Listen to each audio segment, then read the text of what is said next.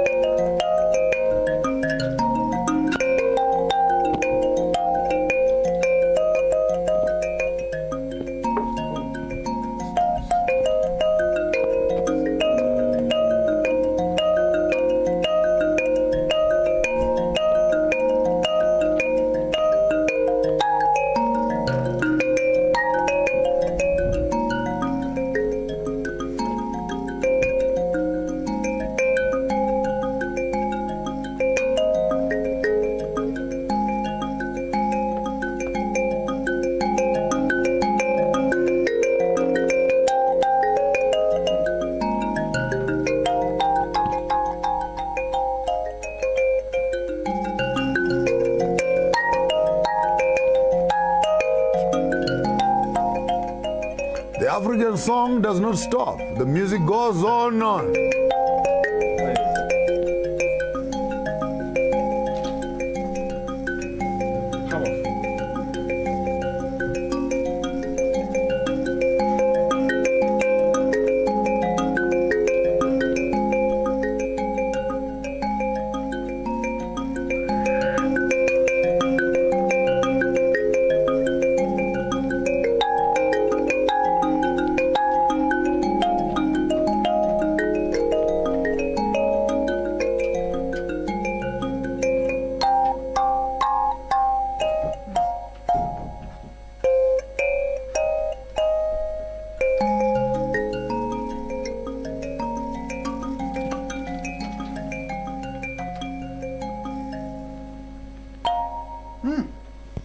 Wow! Welcome on, welcome on. Welcome on, welcome all. We were just playing a mbira, an old ancient Zimbabwean instrument. This instrument, they call it a baby piano, but in actual effect, it's actually the mother piano, because the piano came in the 17th century. This was there from the 6th and 7th century, way back then. I'm actually guessing, because I don't know, because I was not there. So what they did is that when you look at the notes of the mbira here, the strongest note is at the center, and then it goes round and it creates a circle, and at the end here it starts here again and goes that way. So you have 3 circles that are in one. You have this cycle of the bass, the cycle of the second voice, and the cycle of the third voice. But the white men then took the biggest note, put it on the extreme left, and then build it, because they think linear. They don't think cyclical. They think in squares. That's why they make houses in squares. They don't think in cycles. So in mbira music, you play in a cycle. For the lower voice, a cycle. For the middle voice, and another cycle for the lead voice. And all these 3 circles, like on the porcupine. The last time we're here, the 3 centers of defense. So you have the men, the stronger men at the base, you know, and then so that makes the mbira. And the word mbira comes to us from the word mbira, which is which is at the end, as I told you the last time. Is the one who created everything. Then Ra is the sun that has been sent by to rule us on earth. Ira is holiness, righteousness, purity. As Mkhulu Bungane always says, abangoni, the people who are clean, who don't have sin in them. You know, so Ira is actually a people, clean and pure. Mbira is a gathering, an event where people come together to celebrate, to worship on festive seasons of Ra, who has come from So once people come together like this, it's a bira. It's a bira. Then mbira, it's an instrument that you play during bira, which is the environment itself, and the event is ira. Because it is ira, because Ra is here. That's right. And we are celebrating That's why the vendor people and they greet says Henda. Yeah. Then you go Yeah. and that concept actually speaks to the recognition of that is outside of itself. So yes, this becomes, that's why when people say Zimbabwe is the vortex of spirituality for Africa, they're not buying your face.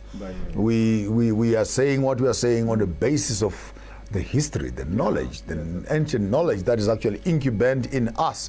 And today I'm so excited. You guys, this is your show.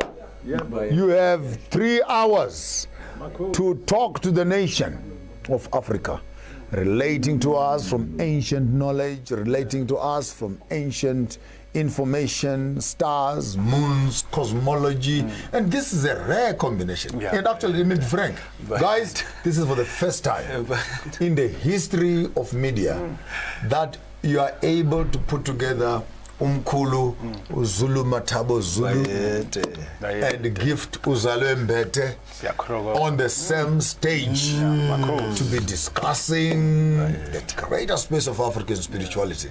And I've listened to you guys. You wanted gift many times. I've brought him 3-4 times. Mocholoko just did 1 show for me. I've seen messages, 3, 4, 5, 6 messages. You want him back on. This is his 2nd appearance. But I thought maybe when I was sitting around in the week, I said, what do I lose if I can put these 2 energies together? And today I'm your student. You guys are my teachers. And he has done quite a lot of work. I want to do the introductions, then we're going to get away with it. For after this, they both will be talking. I'll be a student. I'll be sitting around. There's this beautiful book that he did entitled The Sacred Knowledge of the Desert. Beautiful work. That's from his institution. He also did another one. And these are mine. I've already paid for them, these ones. A woman in the bush. Beautiful piece of work that he has done also. Back to back with that. He also done one called Holaboloko. Holaboloko meaning? Is a beetle. Holaboloko. But what is Hola? What is Hola? Hola is to make the sphere. Make spherical ball. Make a life. Make a future out of other people's rubbish. Yes, my Lord. A beetle goes to where the cow dung is and he collects that buloko and he makes something for his children. And because when he got that holabuloko, then he puts the egg inside. Exactly. So holabuloko means collect the rubbish that colonialism has given you as Africa and create a new dispensation for your own children. So people ask me, why is he shouting colonialism? And you are using a cell phone. I say holabuloko. I'm using the rubbish of the West to create the system. But this one is a killer. He wrote a mathematical book in Sesotho. Now, this is mathematics taught in indigenous African language. Now, if he did it for Sotho, we have 11 tribes in South Africa. Zulus, Pedis, Tswanas, and the rest of you. I think this is a masterpiece where we can begin to learn how best we begin to collect our indigenous knowledge, combine it with Western knowledge, and have... gentlemen in the back there, I suggest that you put his name, put his number. People would want these books. Can you please just give him a coverage? Of course. Then we know we're on the same page. And please, he has done 12, 13 books? More than 10, He has done more than 10 books, but for me, he brought me these 4 for a start. And I suggest that actually, for me, this is a project. That every African, if you say you are educated and you have a degree in commerce, write commerce in your own language. You say you have an educationist, write education in your own language. You say you are a mathematician, write mathematics in your own language. You say you have a degree in agriculture, write agriculture in your own language. This for me, when you were speaking to me the other day, my mind was cruising all around the various faculties of education, from engineering. Can you believe up to date, we don't have a blueprint. We don't have a blueprint of the building of the Zimbabwe ruins as a document that says the material is granite, the shape is X, the size is X, the positioning is X. Pyramids that were built in thousands of years ago are still standing. And they say we are primitive. Today it's going to be different. I think I'm going to lose myself, but I'll just let this conversation flow.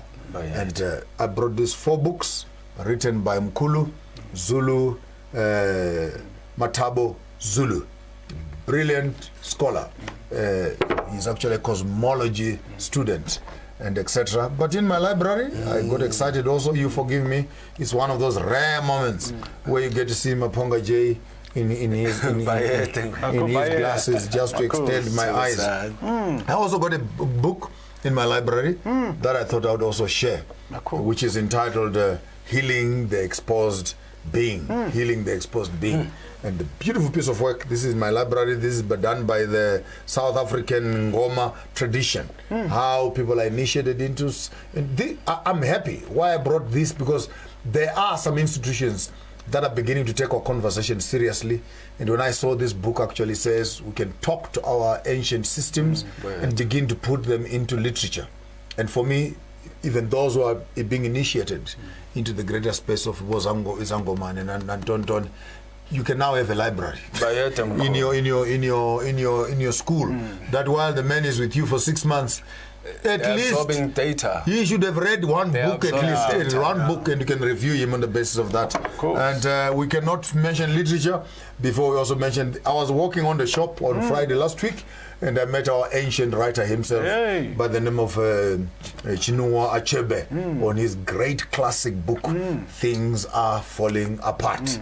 The center is no longer holding. It's in my library, and when you spoke to me the other day, I would have failed if I didn't go back to my library. I read in my extra time, and I got this beautiful piece of work, the way of the Khoisan, the way of the Bushmen, how they dance around the fires, and actually are able to evoke and connect with the spiritual world, etc. Our conversation will run from political conversation to ancient ways, to healing and medicine, to cosmology and cosmogony in terms of literature and etc., to how do we maximize on how people have abused us, the value of women and etc. Ultimately, we are actually talking about the secrets of the African desert. So there you have it. Then this is in my library. Please don't come and rob me at night. Other people are robbing each other of money. You can rob me of education. But this gives almost no framework of our conversation of today. Sorry for such an elaborate introduction where I took all the time to introduce myself. And on my front is Mtate ZuluMathabo Zulu, the writer, a philosopher, an educationist, and actually a head of an institution for African knowledge system. With me here, I don't need to introduce him. If you have seen me for 3, 4, 5 times, I have my honorable friend, my guest, my brother, my mentor, my bouncing board.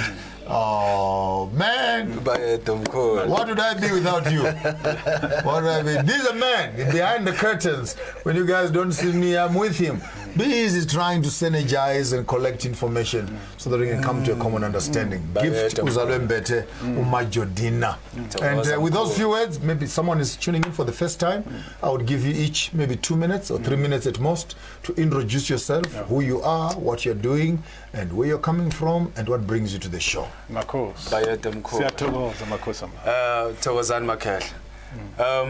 Master J, in the tradition of us in the spiritual circles, as the young one, we the ones who introduce ourselves first before the elders come in. That's why I started. So I wouldn't let my leader take precedence, otherwise my head won't open up today. Okay. I'm born Tepiso Gift Majodina. I'm born in Vosloorus on the East Rand. I am born and bred. As a young boy, I went to boarding school away from my family. This is during the riots in the townships. This obviously was when my parents felt that I probably will not be safe because there were incidences that would happen that we were close to the firing line, as it were. So for them, it was a question to say, let us send him away. Send him away, lock him away. Not knowing that they actually beginning my school when I came into this world, Master J. So so I grew up in a boarding school. I come back to to Gauteng again. This was in KwaZulu-Natal, in a place called Emandeni. So I grew up there. I'm 9 when I leave home, and I come back when I am around 11 or so, or 12. And then coming back, I come back to Joburg. I am living with my mom. It's my mom and my young sister. And from there, we attend these, I don't know, so-called multiracial schools, or previously multiracial schools. Getting into that space, obviously, one now started getting exposed to a whole array of experiences and interactions and souls that you meet. And in the development of my personal self, this is where I would begin to find myself. Or Majodina is finding himself. After the break, we want to hear his story in full before we can move over into other philosophical jargon, discussing how many angels can dance at the sharpest point of a needle. Today we are unmasking the greater philosophy and cosmogony of the great African people. After the break, we'll be with you. Bye. Bye. Marcos. I just want to go to the bed and this is my student. Okay. Oh, a student. Marcos. Yes. Who's student? We are student. Togoza mkhulu. Learning life discovering himself. Okay. And uzende utuzobona utata lencwadi lebekezoyicela bezoyinantsika. Which one? One of the books, ne? Yes. Oh, Marcos. Cosmology, Basotho, whatever. Yes. Okay. I just want 30 seconds, guys. Yeah, so I'm not wasting time today. Sorry, I'm not talking to you. No, it's fine. So, the introduce Marcos. Can I explain to them? So are you willing to sit until we finish, or during break? It's a 2.5 hour show. So, if, Okay. yes. Okay. Marcos.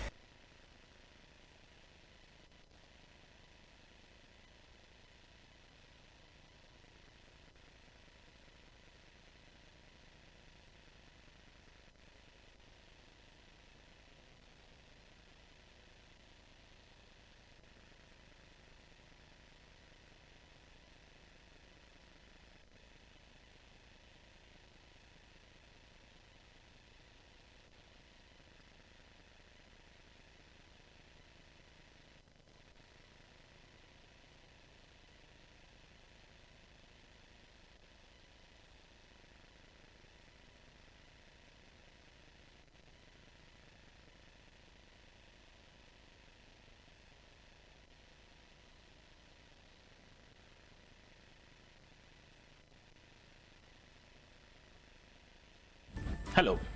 The fourth industrial technology era has forcefully changed how every profession has been working for its clients.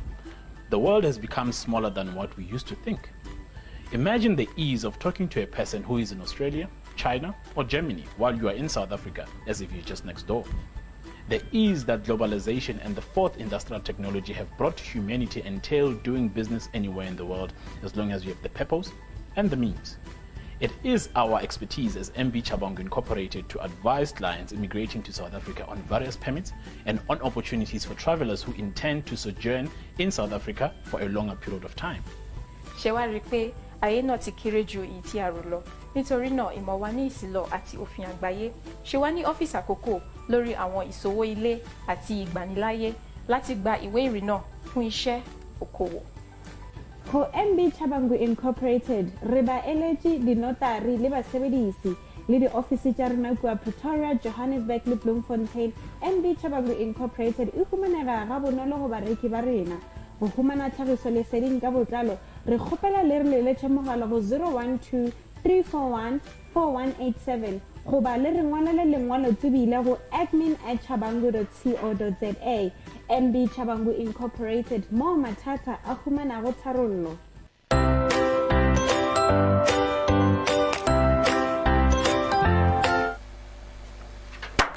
Back to you, Mkhulu Majodina, explaining your history all over your head. So I coming back here, one now is exposed to a whole array of dichotomies. So and now I'm meeting this environment, and now in between these two environments, one is asking themselves pertinent questions about self-identity, about who am I, and who am I to be.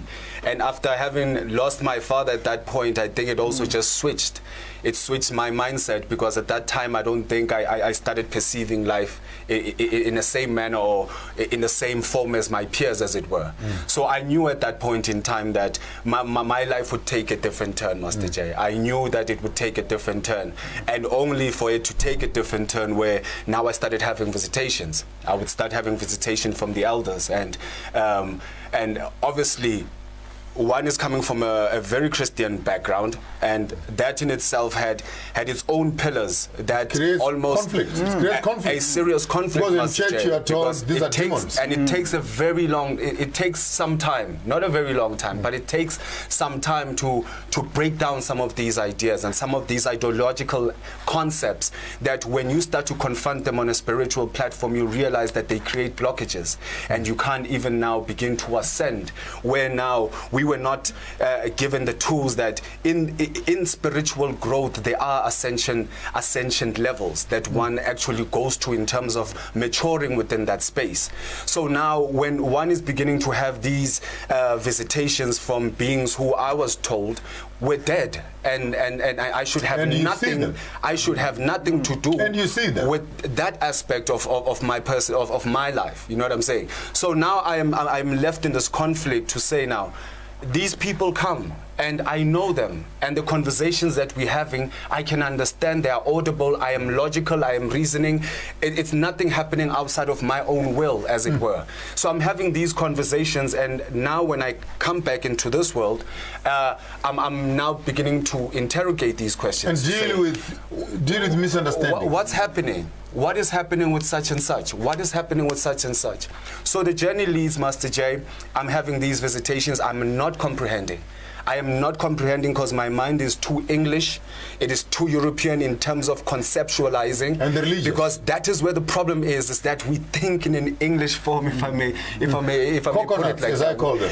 There are certain ideas that are held within language that you will need language to break them down. Or when you begin to apply a different language to some of those ideas, you will hear a different thing. You will hear a different tone. Because your default has already been told to be suspicious. This is spooky. This is demonic. You know what I'm saying, This Master is the J? devil. So now this is the battle that is happening in between me now. This is a war that is happening. That am I religious? Am I traditional? What is going on? What is going on? Am I talking to demons? Am I possessed? Or am I talking to... If you say you are possessed, then you need a pastor who must come and put some fire and put some holy water on you. It's so unfortunate, Master J, that when we looking through these TVs sometimes and we see our people, and I can tell that is an elder that they are calling a Satanist or a demon that is coming through, and I'm like, your pastor is so asleep. Your pastor is so asleep, and you guys are part of that blindfold where you see an elder coming through and who's possibly having messages that could even save, and you block them out. And they block them out, Master J. They block them out, and because they carry certain things, they end up blocking these people because now they tell them that they got demons. So nonetheless, we move on in that story. I deal with my own demons. So my journey leads me on my maternal side. Let's put quote unquote. Yeah. You are dealing with your own reality. My own reality. Which interpretation, perception, and expectation looks at you and say, according to us, these are demon possession, and that expectation and perception is actually couched in the European system. Because now this is some of the places that we need to go, perhaps within those conversations, so that we can make our people see exactly what was the strategy. What was the strategy, and how did the strategy work, and which aspects did they come to in terms of their strategy to move us from our power base, Master J? So these are some of the things that one began to ask on a personal level, and I understood that I will not find these answers. And now I understand in retrospect that these were some of the promptings that were now leading me to take up my spiritual journey. Okay. So now I find myself in Sangoma gear, Now, there is no trace in my family. There is no direct trace to say, no, Yomkulu was the one who had this thing.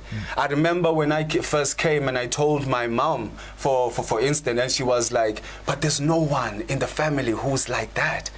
I can understand if you. But she's only looking at it now. By it, and the immediate. Again, this was context, because now on my maternal side, my grandmom is a prophetess.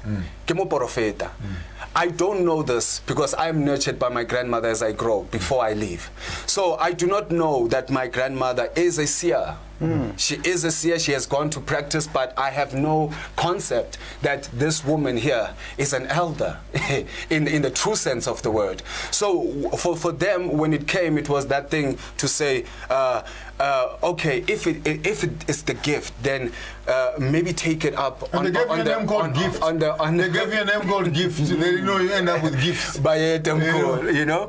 So why don't you take it via the church system? You know, which is some of the things that we ended up now incorporating in terms of our systems of initiation. You know, where we would ironically take the very same Bible and initiate you in the mysteries of our ancients. You know what I'm saying? So now even the very same book of the enslaver, somewhere, somehow the elders managed to code some data for us. Hold it right there. By it. On the, we're sitting introductions. ZuluMathabo Zulu. It's the second time on my show, and I'm excited. Just maybe for those who are meeting you for the very first time in their lives, you have a chance of telling us exactly who you are, where you are, what you do, who you do, and why you do. So, Mocholoko, Dr. ZuluMathabo Zulu. I was born in Johannesburg, and my mother died when I was 12, so I had to leave Johannesburg. And I went to the Free State. My mother is from the Free State, Mosotho. Muloi means the witches, yeah. No, actually, that's interesting. No, the missionaries say that. I represent everybody. But actually, Muloi is a chemist. Muloi is a chemist. Yes, because the word lawyer, it means to change the molecular action of the substance. So the first Muloi is the son of a great king called Khetsi. Khetsi was a doctor. Take us through, Chief. We have all the time. Let's do a bit of history, because I know it's going to get tricky here in the afternoon. But for a start, let's hear Bakamloi.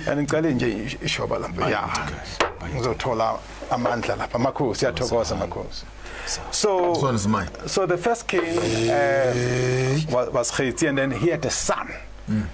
So he was a doctor practitioner, this king Khetsi. And then his son, he named his son Muloi. To say, I specialize in doctoral medicine. I want you to be a chemist. And he called it Muloi. Exactly. Yeah. And the people who mix herbs, what do you call them? Amagedla. Exactly. Yeah. Even the word Gedla. Also Mtagati means the same. The word Mtagati comes from the word Taga. Taga means to mix, to change the molecular action. You will hear a Zulu doctor say, Gisayo Taga imiti. We are Tagata. Exactly. So, but Utagati is more on the chemistry side of it. So Utagata is African chemistry. Absolutely. So I think we must change all African languages. Absolutely. I'm studying chemistry. Yes. You actually say I'm studying Utaga. Exactly. Buloi. Yes. And here's an interesting thing. Africans are the inventors of chemistry. I hope you're taking notes wherever you are there. You're taking notes. You're taking notes, yeah? And Africans are the inventors of chemistry, because if you analyze the word chemistry, it comes from the word alchemy. And chemit. Exactly, chemit, absolutely, yes. And when you look at what types of chemistry they were doing, it was, they were dealing mostly with what today we would call organic chemistry. So they were dealing with hydrocarbons. You know why? Because they are the people of the melanin. So they were studying about themselves. Exactly, very critical. And so Basotho still practice that idea of hydrocarbon chemistry. When they see the water, they say mitimatsu. in English would say black water. But actually, so they are saying, exactly, because what happens, this water, because it's coming from what you call a volcanic earth, space, it takes that volcanic color, that black, black water. Yes. So it's still... And as well. Or the clean water, what do they call it? No, actually, Metsimatsu is at its purest state. That's interesting. Water. Oh, the black water is the purest. Take me through. I'm telling you. Take me through. Yes. Metsimatsu. In terms of language, they are saying dirty water. No.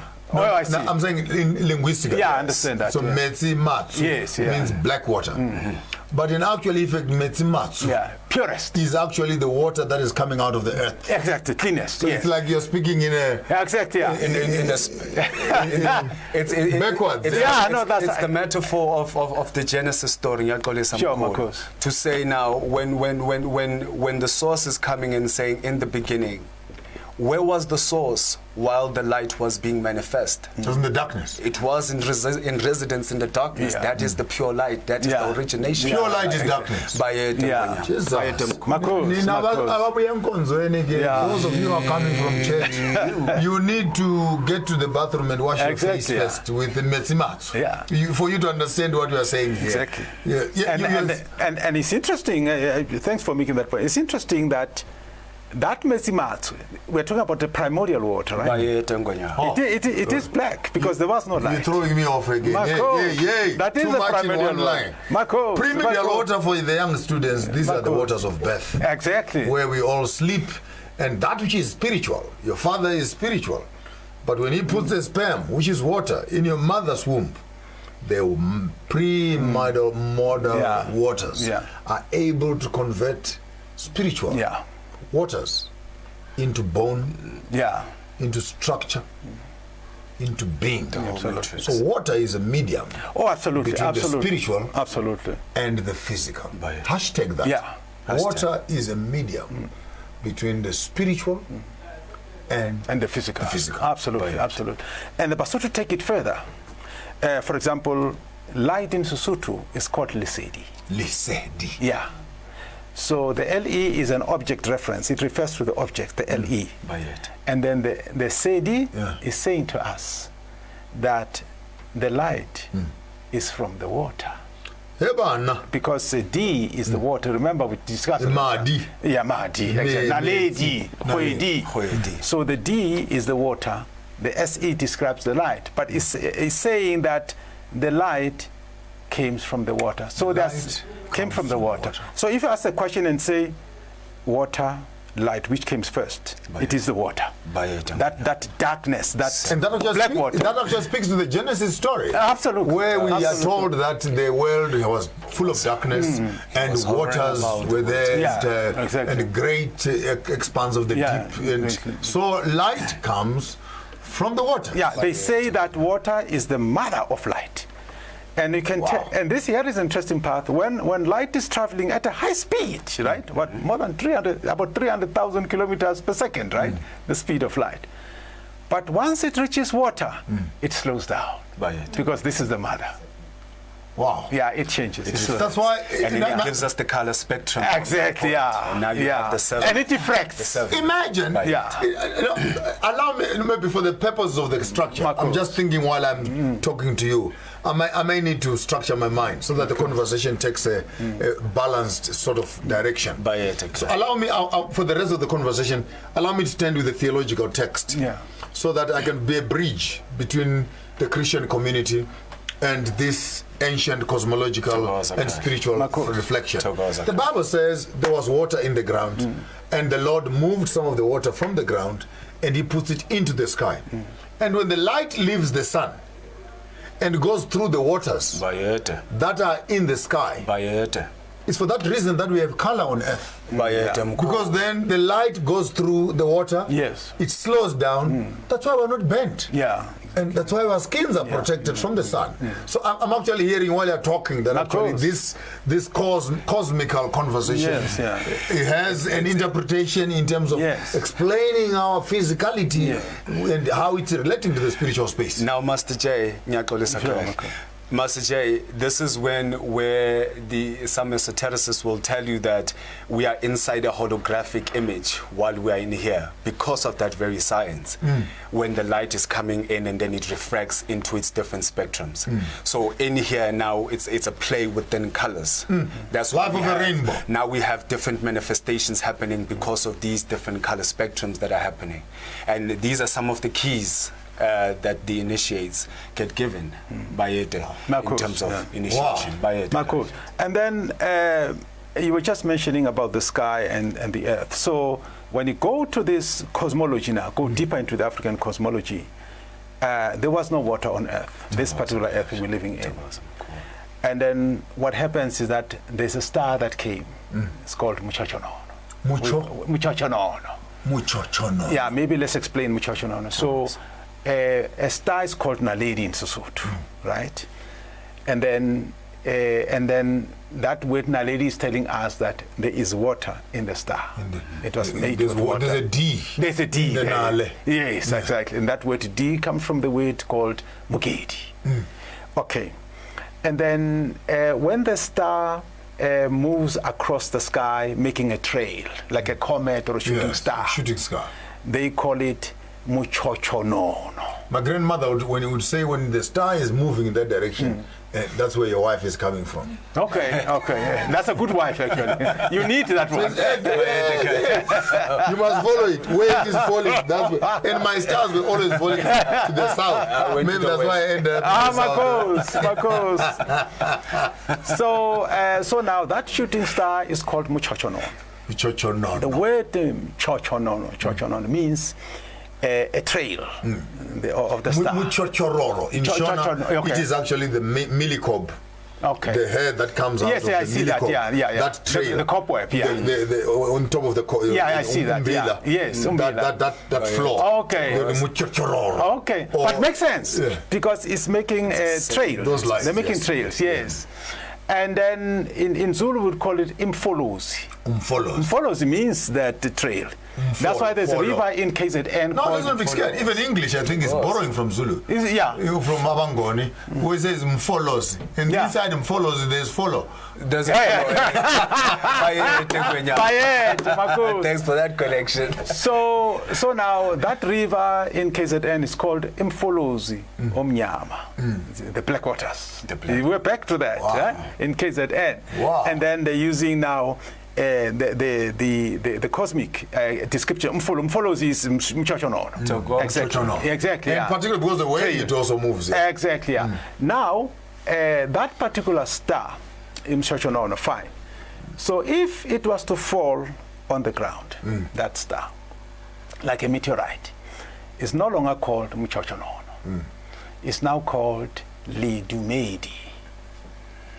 So Lidumedi means it came from the stars. It came from the heavens. That's why we said Gadumed.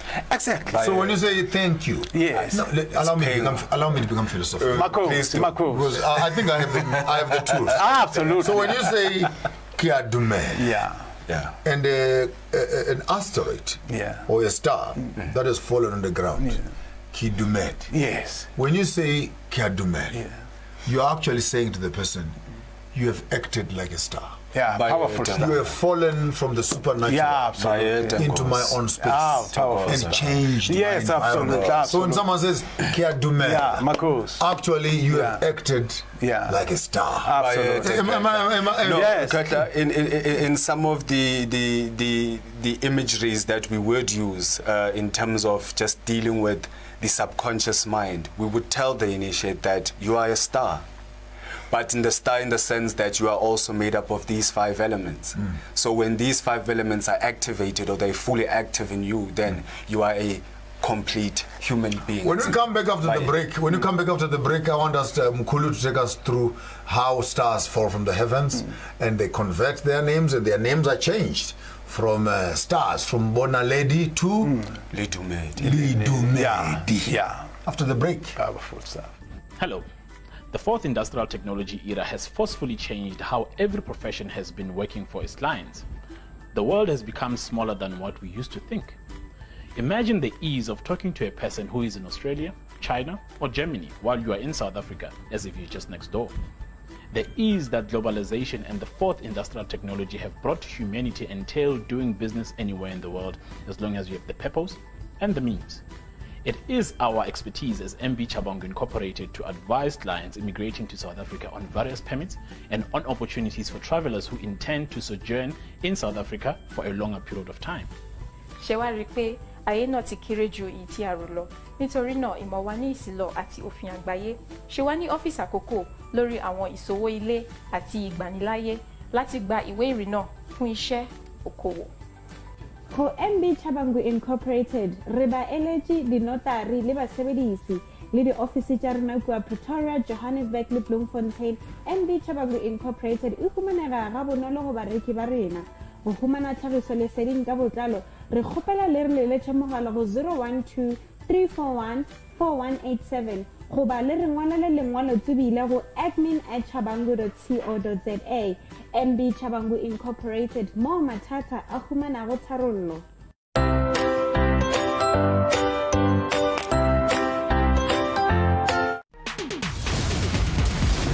Feel the heat. All right. To make it through this journey alive, you're gonna need someone to teach you the ninja way. Don't just stand there, kill someone!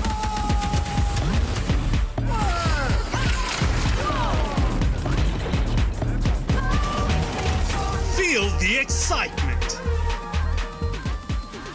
Feel the heat. A star falls from the heavens. Yeah. My name is Maponga J, here on your program Sankofa. With me today is our honorable guest, ZuluMathabo Zulu, a writer and anthropologist and a mathematician. And back to back with him, I have also brought for you Mkulu Gift Majodina, who is a practicing indigenous healer and also a Gobela in his own right. Before we went for the break, you were taking us through when a star falls from the heavens. Absolutely. And it reaches the ground. Yeah. We change its name from Naledi to Lidumedi. Powerful stuff because as we pointed out in the last show that the Basotho, like other Africans, trace their origins to the cosmos. And they believe they come from the stars. And they call themselves Vadumedi. Now, just to give a bit of context, today when you ask anyone and say, what is Mudumedi, they're going to say to you, somebody goes to church. But then in my institute, Madisebo University College, we do a lot of research and linguistics, very important. So we say, but the church came through colonization. So it cannot be the case that Mudumedi is linked to the church. When it actually pre-exists the advent of the church. Prior to the church. The Christianization of Africa. Absolutely. We already had Vadumedi. Exactly. On the ground. On the ground. Before. Centuries. Vadumedi Bakerek. Yeah, centuries before. Yeah. So then that's when we trace that. We find that, okay, since I trace their origin to the cosmos, let's go to the cosmos. We'll get the answers there. And definitely that star that trails across the sky, they call it Mocholoko. Mocholoko. Yes, which describes the fire. And the tail. And the tail, exactly. That is the key. And then if that star falls to the ground, they change the name. They no longer call it Mocholoko. They now call it Lidumedi, which means it came from the stars. They want you to know. It came from, exactly. Because I'm a good student. It came from the stars, where there's water. Where there's water, absolutely, absolutely. You must never forget that. No, we're on that point. I'm reminding my own teacher. Absolutely. And now, on this earth, there was no water. And what happened is, a certain star came, which is Mocholoko. Mocholoko. Yes, that star came. And when this star came, it began to drop black waters. Actually, that's interesting. But this was very hot. Yeah, Mizimatsu. Yeah, it dropped Mizimatsu. Very hot black waters. Yes. And then this is how the water was born on this earth, separating the oceans. And the land. And the lakes, yes, and the land, and the lakes, and the rivers. What's also interesting is that the lake is actually an ocean. It's actually a sea. Yes, it's not just your normal dam or anything like that. It's an ocean, but it's an ocean on land. It's an ocean on the land. Exactly. The Lake Victoria. Exactly, it's an ocean on land. It has got waves, just like the ocean. Exactly. The only difference is that it doesn't have the salt. It is sweet water. Exactly. Exactly. Exactly. And it will take the color of the volcanic space and becomes black. So that's very critical. And this fact is also attested for by the great Isanuse, like Credo Motwa. It makes the point. Yes. Oh! Yes. Exactly. Vusamazulu. So I spent some time with him. I went down to Kurumane and we had our own conversations there. But which are not subject to this table. Yeah, absolutely. So now, I was of course. Still on the lake. That the lake is it's an ocean, yes. But it's just the taste of the volcanic texture around it. Exactly. And it's interesting that when you were describing the Mbira, and thanks for really giving us that crash course. It's highly appreciated. Thank you. And you gave us those 3 circles. That's very powerful, right? And each circle has got its own octave, frequencies, Cool. and they move in a circle. And that reminds me, of course, as we talked also last time, the animal. No, Sesotho, the porcupine. And I'm glad that you have that. In Shona it's Nungu. Nungu, okay. I think it's the same in Zulu. Nungu, in Zulu, exactly, Makos. So it's quite interesting that when this animal is attacked by a predator, it will form the defensive rings. And there are 3 of these defensive rings. Exactly, There will be ring 1, and there will be ring 2, there will be ring 3. And these are concentric rings. That's another important point. Circles. Right? Concentric circles. So that means it is a ring within a ring within a ring. Exactly, And with different spikes and strength. Exactly, according to the diameter of the ring. And the intention. The first intention is not to kill. Yeah. The first intention is to keep you at bay. Yeah, just to say that. If you think I was not serious, you come on the next level. Then it's slightly more painful. Yeah. But the 3rd ring, those are deadly. Yes, it's deadly. Because once those things go through you, I've noticed. You see these ones for distracting you. They are just to mess up your nose. And and don't it's come like come close. When you come to the middle ones, the thick ones, they have a longer, sharper, and more diameter. So that by the time it pokes you, it sinks. Almost 10 to 15 centimeters into your skin, and you cannot take off those things. And the animal will die of wounds where the arrow cannot be taken off. Even the heart, actually, you see that small one, it actually pierces the heart.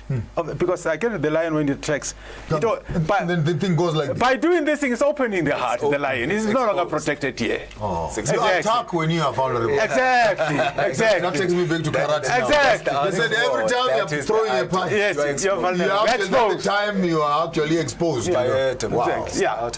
And then that's when now the porcupine now is gonna inject the 3rd level and make sure that it penetrates. It pierces the heart, and that's the end. And the older lions know. Yes. The older alliance know you don't temper. You don't. Because just to come in, Mokholoko, to say now, it's one of the porcupine is one of the spiritual totems that we have as Africans. And now, just from this analogy, to say now, they have these rings within rings within rings.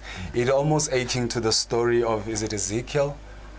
The wheel within a wheel. The wheel within the wheel. That's Ezekiel chapter 1. And now we are talking about what at that point? We are talking about the Merkaba. We're talking about the spiritual vehicle. So now that is the relationship now between us and the porcupine. To say within the initiation schools, we are also opening up the wheels within the wheels. You need to learn the ways of the porcupine to understand the levels of spirituality. I mean, when Mokholoko, you find some of these karates or kung fu techniques that will tell you that all great masters have studied all animals in nature for whatever technique or style. You want to So you want to do the monkey, the monkey style. You want to do the snake style. You want to do all of the that. leopard's paw. Yeah, exactly. Or you want to do the crazy. And these postures, by the way, are prayer sequences. But that's for a later period. But what we are saying is that these are where we're saying now the initiate would study these patterns. They would study these patterns, and from these deductions, this is when we also understand, just from this analogy, we also understand what is happening also in the ether by Adam Cole. I just wanted to make that. Marcos. Over to you, Professor. We are your students today. I'm having fun. I must tell you, just off the record, I'm having quite a good time here. It's a beautiful Sunday. I love my job. I'm the only guy who wakes up in the morning to go out of his house to go and get happy. I will not do what I don't like doing, and I am. And that is the ideal, Master. That is the ideal. I've stopped working. I'm on retirement, meeting beautiful, interesting people who are educating me. And the sentiment is mutual. Wow.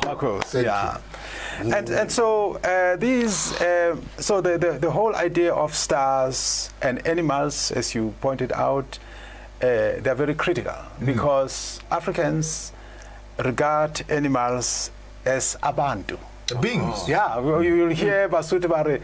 But and they're talking about chickens, they're talking about izimvu, whatever. But yes, so they are very important to us, and they are also sacred.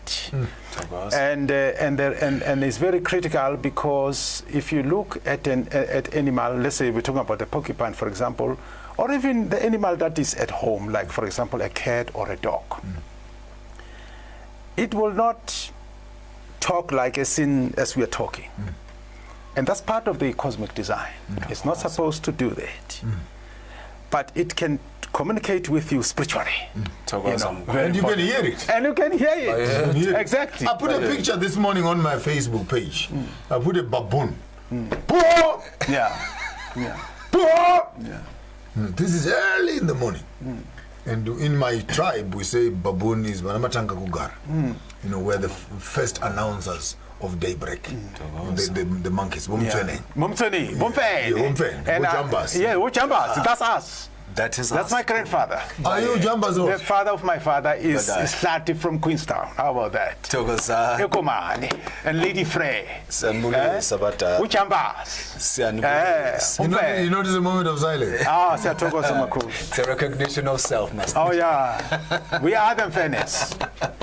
Yes, wisdom carriers. I'm Mfene also. Oh, Mako. Yes. Oh, I'm your grandmother. I'm glad we gave birth to a good son. Yeah, Mako. And I will tell you a secret. I'm even following the Mfene diet. You know the food that is eaten by baboons. Oh, gorillas is a very incredible food. They eat, for example, 50% fruits. And then 35% raw green leaves. And then 10% seeds, and bark and all that. And then 5% insects, whether we're talking local. Meats. Once in a while, a baboon will kill an impala. Yes, but it's like a 0.0001%. Yes. And in my case, I'm not a vegetarian, but I eat plant-based food 99.99%. And 0.001%, I will eat the meat. You will eat meat. Yeah. So the baboons died, actually. Oh. And if science was true that we come from the apes, then actually I think we should all follow the diet of the apes. It's a very good diet. We are closer to good health. But I don't subscribe to the evolution theory myself personally. No, I was just mentioning it in passing. Even if they would say, if this was true, then the diet of the mother is always better for the child. Yeah, absolutely. But you were saying something. Ngwenyama, Mkhulu is making a reference to a very critical point, to say that from our totems, this is some of the data that people can draw from. Because sometimes people just want to acknowledge their totem just as it is and not understand that at the finest point of it, from just this totemic energy. Did you hear what you just said? What did I just say? So now what we are saying is that at that point, this is some of the things that we can draw from these symbologies. You know what you're saying? As some of the things to balance your energy within the space. What you're saying is that if your totem is a Mukwena, for example, you live in the water, but take some time to be in the sun. That's your totem. Learn the ways of the crocodile. Exactly. And create a DNA of behavior. In terms of timing. Exactly. Even the Bible says crocodile is the master of all creation. I read it the other day in the book of Job 38, somewhere there. He's the master of the field. And then Job asked, but why? He says, he's the only animal that never goes hunting. But the universe brings food to his mouth. So when the animals are hungry and they're thirsty, they come to him. To the water. And actually the Bible then acknowledges that a crocodile does not need to be chasing animals in the bushes. So if you are a Mkwena, most likely your behavior must be that of waiting. And learning the ways of your totem. So that your timing and your striking and your feeding is within the greater DNA of your totemic understanding. Why did the ancients choose even those elements? Why did they choose that particular being? Because these are binaries, Master J. So if you are going to say to find yourself, find your people, or find your tribe, or find your, we are taking you back to these primordial matrices, as it were. My head is heating up. Let me take some water here for a break. As I am processing this, you know, when you are driving a car at a high speed. And you feel it, the engine now, the temperature going further up, and I feel my engine is heating up a little bit. We'll allow this conversation to take the direction that it must take. What I had planned and what's happening here are two different. After the break, with Mkhulu ZuluMathabo Zulu and Mkhulu Salembete Gift Majodina are with us here discussing the greater expanse of African cosmology and African epistemologies, making sense of the past so that we can actually forge the future. Feel the heat. Alright. To make it through this journey alive, you're gonna need someone to teach you the ninja way. Don't just stand there, kill someone!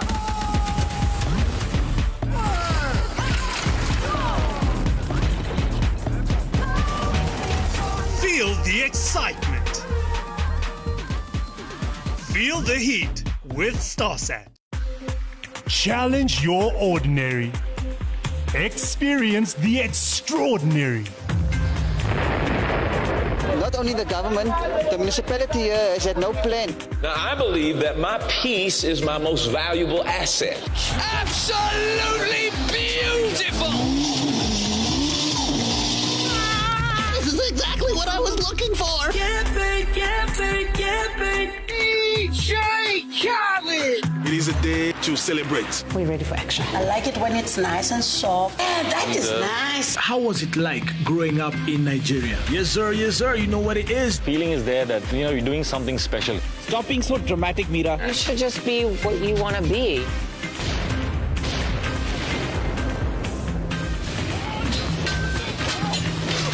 Experience the extraordinary with StarSat.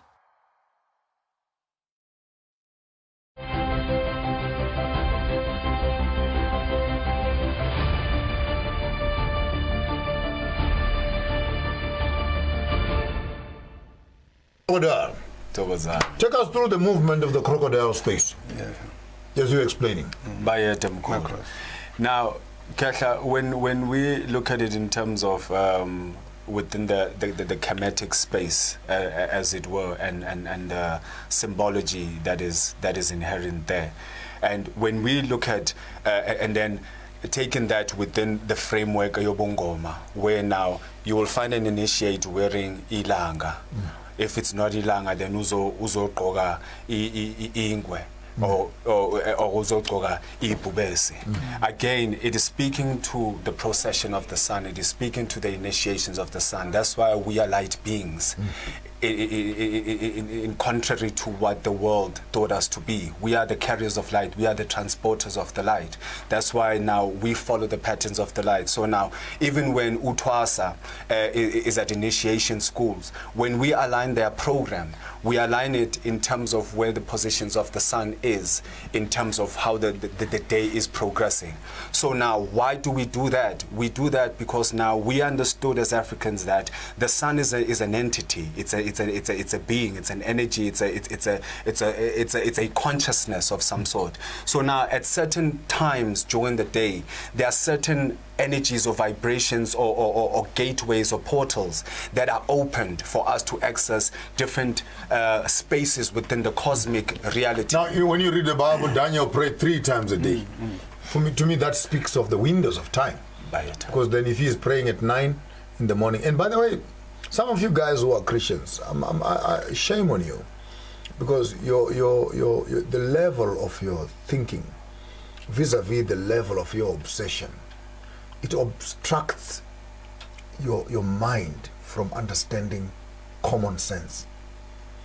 Your sanctuary message, according to the Bible, the first time of the first sacrifice is 9 in the morning. Time of the second sacrifice is 12 midday. Time of the third sacrifice is 3 in the afternoon. If you should follow the death of Jesus or the death of Yeshua, and what happened at 9 in the morning, that's when they put him at the cross. And what are the 7 words that he spoke? And at 3 o'clock in the afternoon, what did he say? Not only that, look at Elijah on Mount Carmel, calling on the false prophets who had done a sacrifice. Pray, pray, pray, pray, pray. They failed. What did Elijah say at midday? Your God is fast asleep. And at the time of the last evening sacrifice, which is 3 in the afternoon, Elijah then looks up into the heavens and says, please, Lord, show yourself. Boom, it happens. You look at Joshua praying, stopping the sun. You look at all these biblical illustrations that are actually telling you that miracles don't just happen at any time. There is a cosmic timetable that surrounds the greater events. And in the midst of us actually beginning to have a conversation around the cosmic timetables and the timetables of great intersection, where the alignment of our Earth's cosmology is actually in line with the greater universe, and the amount of energy that is transmitted from the other to the other. Even the book of Job asks, do you know when goats get pregnant? They don't just get pregnant anyway. Do you know when a woman gets pregnant? You don't just get pregnant anyway. There is a certain cycle at a certain time, and the timing of the meeting and the timing of the woman, if it meets together, that's when it happens. So there's nothing happening happenstance.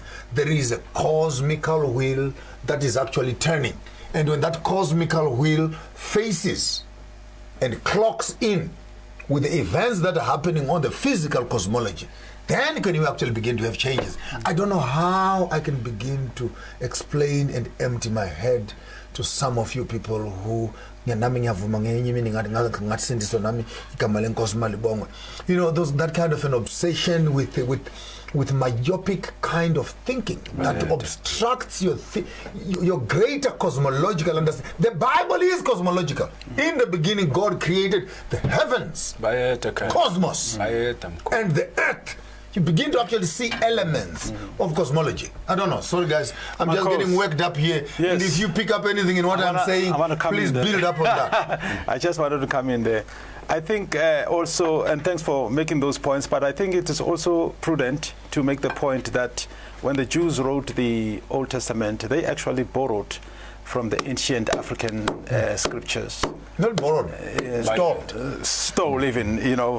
So that means they took more. They took more without permission. Without permission. With intention of not returning to the rightful owner. Absolutely, absolutely. And it's quite interesting that in the historiography of the Bible, something that I have a great interest in. Remember the book of Exodus, which is about, you know, the departure from Egypt, the return, to Canaan. It's very interesting that actually that is based on a fiction. There is no such a thing. The Jews never lived in Egypt. There was never an Exodus. A lot of theologians, when you do research on that, they will tell you that no, there is no evidence of that. But what happened is the Jews, they were in Canaan. That's quite interesting. They were in Canaan. Canaan, which is Palestine today, right? And the Egyptians, which is North Africa. Exactly, yeah. And the Egyptians. Let's talk about black Jews, not these Ashkenazis. No. So let's go back to the ethnography, the original and one. Historical faithfulness. So that even when you talk about Canaan, you talk about the Jews. In our minds, we need first of all to delete an idea that there's anything that is white that is a Jew. The Jews that repented into Christianity are the Ashkenazis. Those are the Turkish people.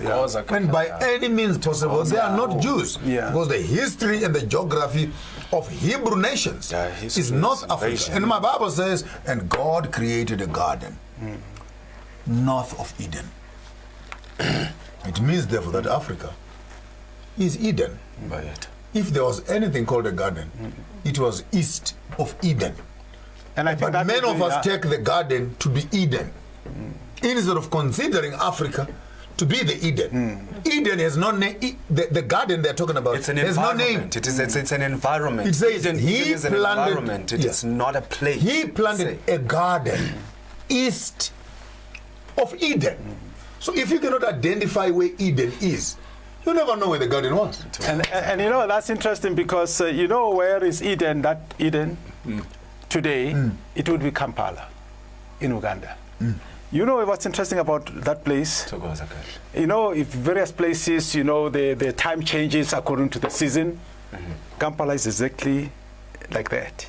It doesn't change. Doesn't change. So you can plant food from Genesis to Revelation. Exactly. From January to December. Exactly. That is the only such place on the planet, by the way. Kampala. That's in Uganda. See, the other time I was talking about the history of Nelubale, Sese Islands, Runzuri, places of energy, Guruswa, Embo, and all these things you hear. Actually, that history starts on the navel, the embryo, the embo of the world, which is the popping out of the river of Nile, by the only river in the world that comes out of the land. Yes. Into a lake. Yes. Lake Victoria comes out of the Nile. And has many sources. Africa is a continent. On the navel of Africa, exactly, there pops out water. It's powerful. And that water forms out the river Nile. The only river again that flows and opposes all other rivers. That's right. It flows in the opposite direction. All other rivers flow east. Nile flows to the east for 3,700 kilometers. More than 6, miles. Watering the entire land of Sudan into Ethiopia, into Egypt. So when you begin to talk about the navel. The navel. Yes. Mokhubu. Yeah. Inkabe. Yes. No, you've hit it hard. You've hit me now. No, you have hit on the point. And you know what's interesting about the Nile River is that it is actually going against gravity. Because the north is up, is high altitude. The south is down there. Yes. And the reason why the river flows upstream. It's going up, yes, it's going upland, upstream, you know, it's going up. It will take another generation, ZuluMathabo Zulu. Let me say this. Our conversation today are not for this generation. They are for the next generation. For the future. It will take another generation that will go to Nile and study and consolidate this information that we're talking about. That the center of the universe, the center of humanity, is actually Afrocentric. Absolutely. Let me declare it, even if the scientific world can refuse that humanity begins in the basins of Mount Kilimanjaro. Makos. In the banks of Lake Victoria. Yes. Nelubale Ronzori, Sese Islands, Jaja, and the River Nile. That is Embo. Yebo. And that is Guruswa, the Great Rift Valley, where 3, 4, 5 million animals still run across. Absolutely. The greatest garden of them all still remains. And starting right here in Southern Africa, the Rift Valley, starts right here, all the way and crosses into the Middle East. Remove the borders. You might actually discover that even part of what we call Karoo. Yes. And it's part of It's part of that. Yeah, no, absolutely. So, and again, because of political misunderstanding, people want to now know geographically where is Kuruman and where is Kampala. Whereas this whole plane forms with no borders, it's one big plane. One big plane. You know what's interesting too is that we talked a bit about demons. You know, you were mentioning the aspect of demons. And I wanted to refer to comment on that. So goes, okay. So actually, the demons don't mean what they mean. Remember that. And we don't have that name demon in our African language. No, we don't. We don't have Satan. We don't have. Now remember that. Remember the Roman Empire. Jesus Christ lived under Roman Empire, colonial empire. So the Jews were under colonial conquest, colonial occupation by the Romans. And so Judea was actually the center of anti-colonial resistance. That's why Judea became the center was actually a military base. The biggest military base of the Romans was in Judea, you see. To manage the resistance. Exactly. Now, when you read from, how many books are in the Bible? About 66, right? 27. The White Bible. Yeah, exactly. The White Bible. No, we are grown up now. No, we are grown up now. So when you by now, I know the difference between the Bible and Scripture. No, absolutely, absolutely. There are more Scriptures actually than the Bible. Exactly. Now, what's interesting? 800 years difference. Between the Bible and Scriptures. You look at that. And what's interesting is that the Romans, who were this colonial superpower, who had conquered Middle East and so forth, it's very interesting that the military base was in Judea to suppress the anti-colonial resistance. Now, when you read the 27 books of the New Testament, from Matthew, the first book, to Revelation, the last book, it's very interesting that you will never find one instance where Jesus speaks positively about the Jews, his own people who were under colonial occupation. Let's make an example. In chapter 8, Matthew, he's busy healing people there. Right? He's doing great work. And then a centurion comes. Yes. That's a Roman. Yes. A centurion comes. Yes. A centurion says, Master, I have a servant at home who is sick. And theologians say that servant was actually a slave. And then I would like you to come and I would like you to heal him. And Jesus says, I will come to your house to heal your servant. Let me after I'm finished here. The centurion says, Master, you don't need to come. I'm a man of great power. I'm the man of great power. I'm the master. I speak. I speak and it happens. So please. When I say to the servant, go there, he goes. When I say to the slave, do this, they do. They do. So, Master, send the word. Send the word. Yeah, you don't need to come. And Jesus was amazed, and he says, of all children of Israel, I've not seen one greater faith than this man, the centurion. And he says, according to your faith, you are healed. And then the Bible says, at that instant, immediately. Yes, immediately, the servant was healed. Now, this man, who is said to be the greatest faith, who has the greatest faith, he's actually a military commander. You know what is a centurion? A centurion is a military commander of 100-regiment soldier. His business is to enforce the brutal colonial rule of the Romans. How ironic. And it's quite interesting that his people who are brutalized, he says, this man is better than my own people. It is not different from me during apartheid, saying B.W. Botha is better than my own people. you know. So it's quite interesting, and in fact, as you go through all these things, so that's when you realize now that it's very interesting that the whole New Testament is actually a pro-Roman text. You know, a very anti-Semitic, if I may say. The only time you meet the African the only time you meet the African on the Synoptic Gospel, only time. Yeah. Twice actually. Yeah. It's on the appearing of the Jewish Magi. Yeah. Yes. Who went to the east. The east, yeah. When during his birth, if you pick up if you, as a theologian, and I can challenge you back at home, since it is a Sunday, you have enough time to study. Abraham had a wife, Sarah. Then he had a wife, Hagar. He had a wife, Zipporah, and says he married also after Sarah died. So he might have been 3 or 4 wives. But just to cut it short, then at the death of Sarah, Abraham says, I don't want these children of the slaves to actually have an inheritance with my son, Isaac. Then he took gifts for them, gold, myrrh, and frankincense. If you're a classic reader, go and read for yourself. And he sent them to the east. Listen to that. The next time you see people coming from the east, are the Magi, the wise people. Who had studied cosmology. Yes, absolutely, to see the stars, and knowing that the stars have a direct impact on what is happening physically. And they followed a star. Right. And when they arrived, they brought back the gold. Frankincense. The myrrh. And the frankincense. For me, that passage then combines the Old Testament theology and the New Testament theology. Absolutely. And the next time you see a black person appearing in the Bible, Simon of Arimathea.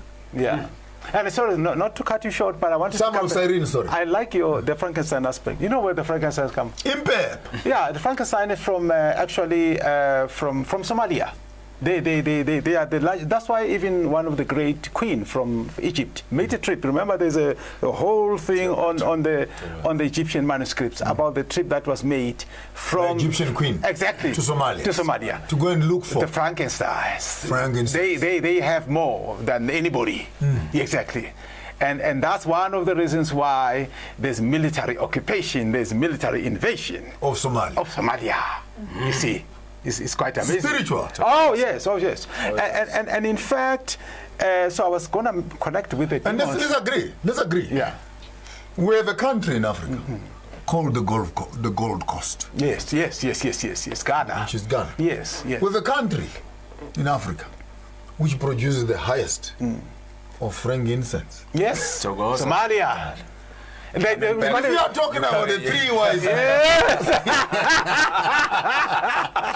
let's look for the 3rd one, where they produce myrrh, with the oil for the skins to protect from bacteria and etc. If we can find those 3 countries, maybe we have the 3 wise men from the east. Well, actually, in the Free State, we produce oil from the plant called umhlonyane.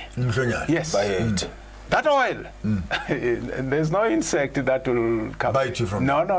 There you go. In fact, the plant itself, if you look at it grows on the volcanic soil. That's very well back to the volcanic soil. It grows the black soil, volcanic soil. If you look at those mountains of the Free State and Lesotho, it's black. That's black soil. That's volcanic soil. The greatest soil on the planet. Exactly. If you look in North America, for example, in Canada, they don't have fruits because of the ice. The fruits come from the south. Countries like Colombia, they've got volcanic soil. So they've got any fruit you can think of. Volcanic soil. Volcanic soil. Is the soil. Is the soil. Mitimat. And the water we call it metsi. Mitimat. This is mitsi. I know. This was metsi. I was just saying because the water there is gonna be mitimat. Okay. Volcanic, exactly. Yes. Now that oil, we do it in the freeze. That oil, I'm telling you, there's no insect. So let's write some theology. Yeah. Let's write something because we are educated. Macros. We can make what do you call them? Suppositions. which can be proved later. You mean hypothesis? Hypothesis. Yeah. So let's agree that the oil is from the southern kingdoms. Yeah, exactly. The gold is from the Gold west. Coast. From the west, exactly. And the MaRaRa, the frankincense. From the east. Frankincense. Yes, from Somalia. the great, the land of Punt. You remember that? Punt. Yeah. So the three wise men. Exactly. Are Africans. Yes, exactly. Who came to see the birth of a Messiah. Yeah. Gold for the kings. Yeah, Marcos. Frankincense for the prophets. MaRaRa for the priests. Yeah, Marcos. The thrice anointed. Yeah. The orders of the Melchizedek. Nina man sends now throw it over to you. I want you to build on that. But I needed to finish the I didn't even finish my introduction.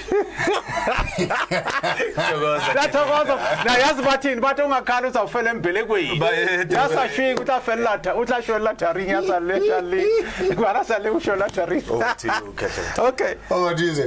But this demon one is very important to me. Yes. We are mentioning something about a demon. So you want the New Testament. The New Testament, yes. And the centurion. Exactly, yes. So and you can see that the centurions, they brutalize the anti-colonial resistors, but they protect the pro-colonial establishment. Remember, Jesus says, "Give Caesar what belongs to Caesar." Very important. That's a pro-colonial stance. And there's another one where Paul, he is teaching in the temple, and he gets attacked. They said, "This is the one who was denigrating our temple." Remember that?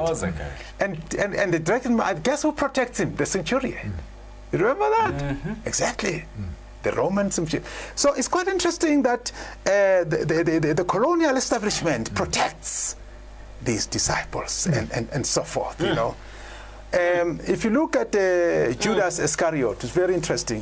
The name Iscariot, you'll never find it anywhere, right? And as we did extensive research, we found that actually the name Iscariot is a play on the name Sicario. Sicario, yes. Now Sicario, okay, let's backtrack a little bit. The name Messiah actually doesn't mean Messiah. Yeah, doesn't mean what the way it was described. Jesus was saying that he didn't come here to physically, you know, emancipate. So, but the name Messiah actually means a military leader. An anointed one to bring liberation to. And we're talking physical liberation here. From colonial, from foreign occupation. That's what the Messiah is. That's why the Jews were waiting for you. Exactly. To perform. To perform. And Iscariot exactly. was a rebel. Perform. Exactly. So was a rebel. So what's interesting is that the Messianic movements, Zionists. Yeah, there is what. There were today in South Africa we would call them liberation movement, Chimurenga movements. The EFF. Yes, EFF of the Bible. Yes, the Chimurenga, the ANC, PSC. These are messianic movements, according to that interpretation. Now they had another movement that was more extreme, more militant than these movements. They were called Sicario. Yeah, Sicario. And these are people that basically, if you were a spy of a colonial establishment, they took you out. That's where Simon the Zealot comes from. Yeah, there we go. One of the disciples. Yeah, they took you out. But it's very interesting that, and they didn't want spies. That's the first thing, that was the most important thing. Now, it's very interesting that the New Testament says Judas Iscariot is a spy. Is it not interesting? Exactly. So what they're doing now, they are trying to denigrate that Sicario movement. You see, in fact, the word Judas is from the Judas Maccabees, and you know it doesn't appear in the Testament, but you'll find it in the Jewish Bible. Yeah, it's also found in the writings of Josephus. Josephus, the great Josephus. The Antiquities of Josephus. The Antiquities, exactly. Yeah. So now Judas Maccabee is a priest who goes out and wage a war against a colonial occupation. Very important. And he does it successfully. Now, what the Romans do in the New Testament, they want to denigrate this Judas idea. They threw him in the Sicario. Exactly. Then they come with a new name, says it's Judas Iscariot.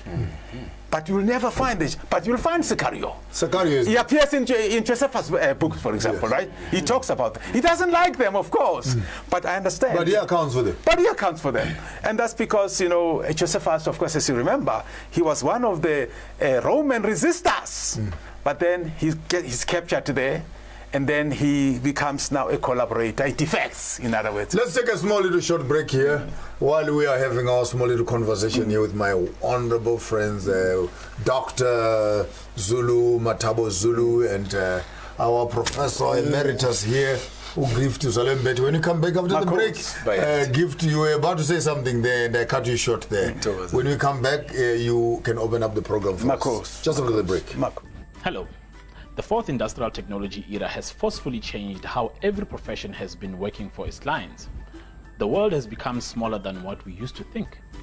Imagine the ease of talking to a person who is in Australia, China, or Germany while you are in South Africa, as if you're just next door. The ease that globalization and the fourth industrial technology have brought to humanity entail doing business anywhere in the world as long as you have the peppos and the means. It is our expertise as MB Chabangu Incorporated to advise clients immigrating to South Africa on various permits and on opportunities for travelers who intend to sojourn in South Africa for a longer period of time. Ṣé ayé náà ti kéré ju èyí tí a rò lọ. Nítorí náà ìmọ̀ wa ní ìsìlọ̀ àti òfin àgbáyé ṣe wá ní ọ́fíìsì àkókò lórí àwọn ìṣòwò ilé àti ìgbaniláyé láti gba ìwé ìrìnnà fún iṣẹ́ okòwò. Go MB Chabangu Incorporated, Reba Elegy, the Notary, Liba Sebedisi, Lady Office Jarnakua, Pretoria, Johannesburg, Bloemfontein, MB Chabangu Incorporated, Ukumanera, Rabonolo, Bareki Barina, Uhumana Chavisole Sedin Gabotalo, Rehopela Lerle Lechamogala 012 341 4187. Hoba Lerwala Lengwala to be level admin@chabangu.co.za. MB Chabangu Incorporated, Mo Matata, Ahumana Rotarolo.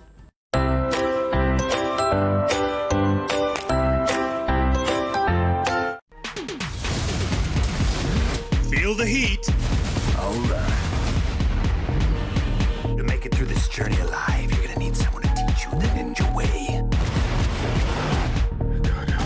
Don't just stand there, kill someone!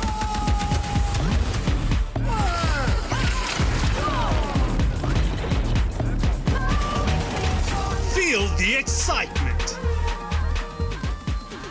Feel the heat with StarSat. Challenge your ordinary. Experience the extraordinary. Not only the government, the municipality here has had no plan. Now, I believe that my peace is my most valuable asset. Absolutely beautiful! This is exactly what I was looking for! DJ Khaled! It is a day to celebrate. We're ready for action. I like it when it's nice and soft. Yeah, that is nice. How was it like growing up in Nigeria? Yes, sir, you know what it is. Feeling is there that, you know, you're doing something special. Stop being so dramatic, Mira. You should just be what you want to be.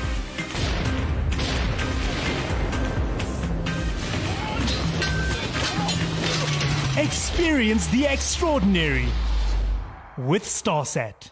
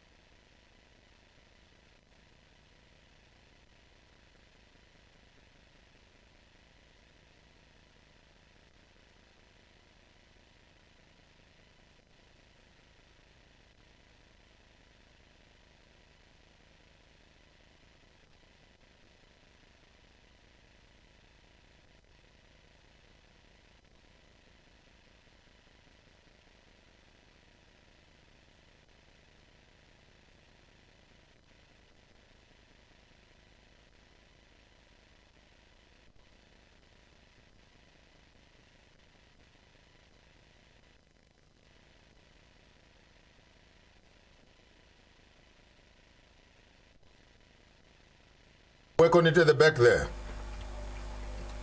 Blessings, blessings, yes. Marcos. So what's interesting, there is this principle or concept of demons. And you have one case where Jesus Christ comes to a man that has got a lot of demons. Mark 5. Yeah. And then he takes the demons out, he casts them into the pigs, right? Into the sea. Into the sea, exactly, yeah. Now, actually, the demons, they are a metaphor. They are the metaphor of anti-colonial resistance, anti-Roman resistance. They are described as they are actually the demons. When they talk about the demons, that's what the Romans are after. That's what is in their mind. The whole idea that if you resist the Roman system, you have demonic spirits. And these demonic spirits get cast out into the pig, right? And it goes into the sea. But something very interesting. You see, the name Jesus is always described as Yeshua, right? Yes. But actually, that's not really the meaning from the Roman side. If you analyze the name Jesus, so you've got G and you've got Zeus. It's actually Zeus. Zeus. Yeah. They are God. But exactly. But actually Zeus, in Latin, it means a hawk, a groundhog. Exactly. Start again, Chief. Yes, absolutely. No, hold on. Sure. Start afresh. Yeah. I need to take a drink. Marcos. Kalapanze? Yeah. Uti uzuzi. Exactly, yeah. You yeah, exactly. So if you go to, I happen to speak Spanish, so when I first arrived in Canada, I met a lot of Spanish people. I got people with the name Jesus. And I didn't understand how can a human being have a name like that. They said, no, it's not Jesus, it's Jesus. But it's written exactly like Jesus. J-E-S-U-S. But it's pronounced Jesus. Yes. And then, what is Zeus? Zeus is a hawk. Yes,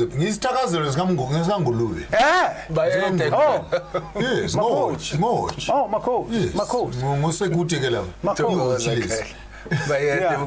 So the name Jesus would mean the groundhog. And it's very interesting that when Jesus cast the demons, he cast them into his own tribe. Exactly. No, go on, you can't stop there. Absolutely. You can't stop there. So take us through this pig story. It's getting. Yeah. So now, and one of the things about pigs is that pigs for example, they die hard. You know, a pig doesn't die very easily. You can, for example, cut the neck of a pig, but it can still run. And usually it will run. I've seen that in the village where I grew up. It will run, and one of the pigs actually ran, because it escaped after his neck was cut off. It actually ran into the water, and it went down and sank right down to the water. So now, for the Romans, the anti-colonial spirit is not easy to die. Exactly, it's not easy to die. So it has to be exorcised. So Jesus was an exorcist. You see, he was an exorcist of anti-colonial demons that needed to be cast out. And that's why even when you go to the part where Jesus is caught, right? You know, they catch him, and then from there, they accuse him of being a king. Says this man says he's a king. The king of the Jews. King of the Jews. A Messiah, and he's a Messiah. And they ask him, are you the Messiah? And what is he? He says something like, so you say, something like that, right? He says something. Thou hast said. Thou hast said, exactly, yeah. And then for that, now the Romans didn't want to, Pilate didn't want to do anything. Says, I have nothing. He asked for water. Exactly. Wash his hands. But it was very irregular, because as a Roman Empire, you actually want to remove these elements. Yes. And his wife came to whisper to him and says, you have nothing to do with this man. Exactly. But here is an interesting thing. Who is Pilate? So in the historiography, Pilate is the governor of Judea province. Because what Romans did when they came there, they broke apart the Judea and decided to convert Judea into a province. Because you see, the Romans are the masters of divide and conquer.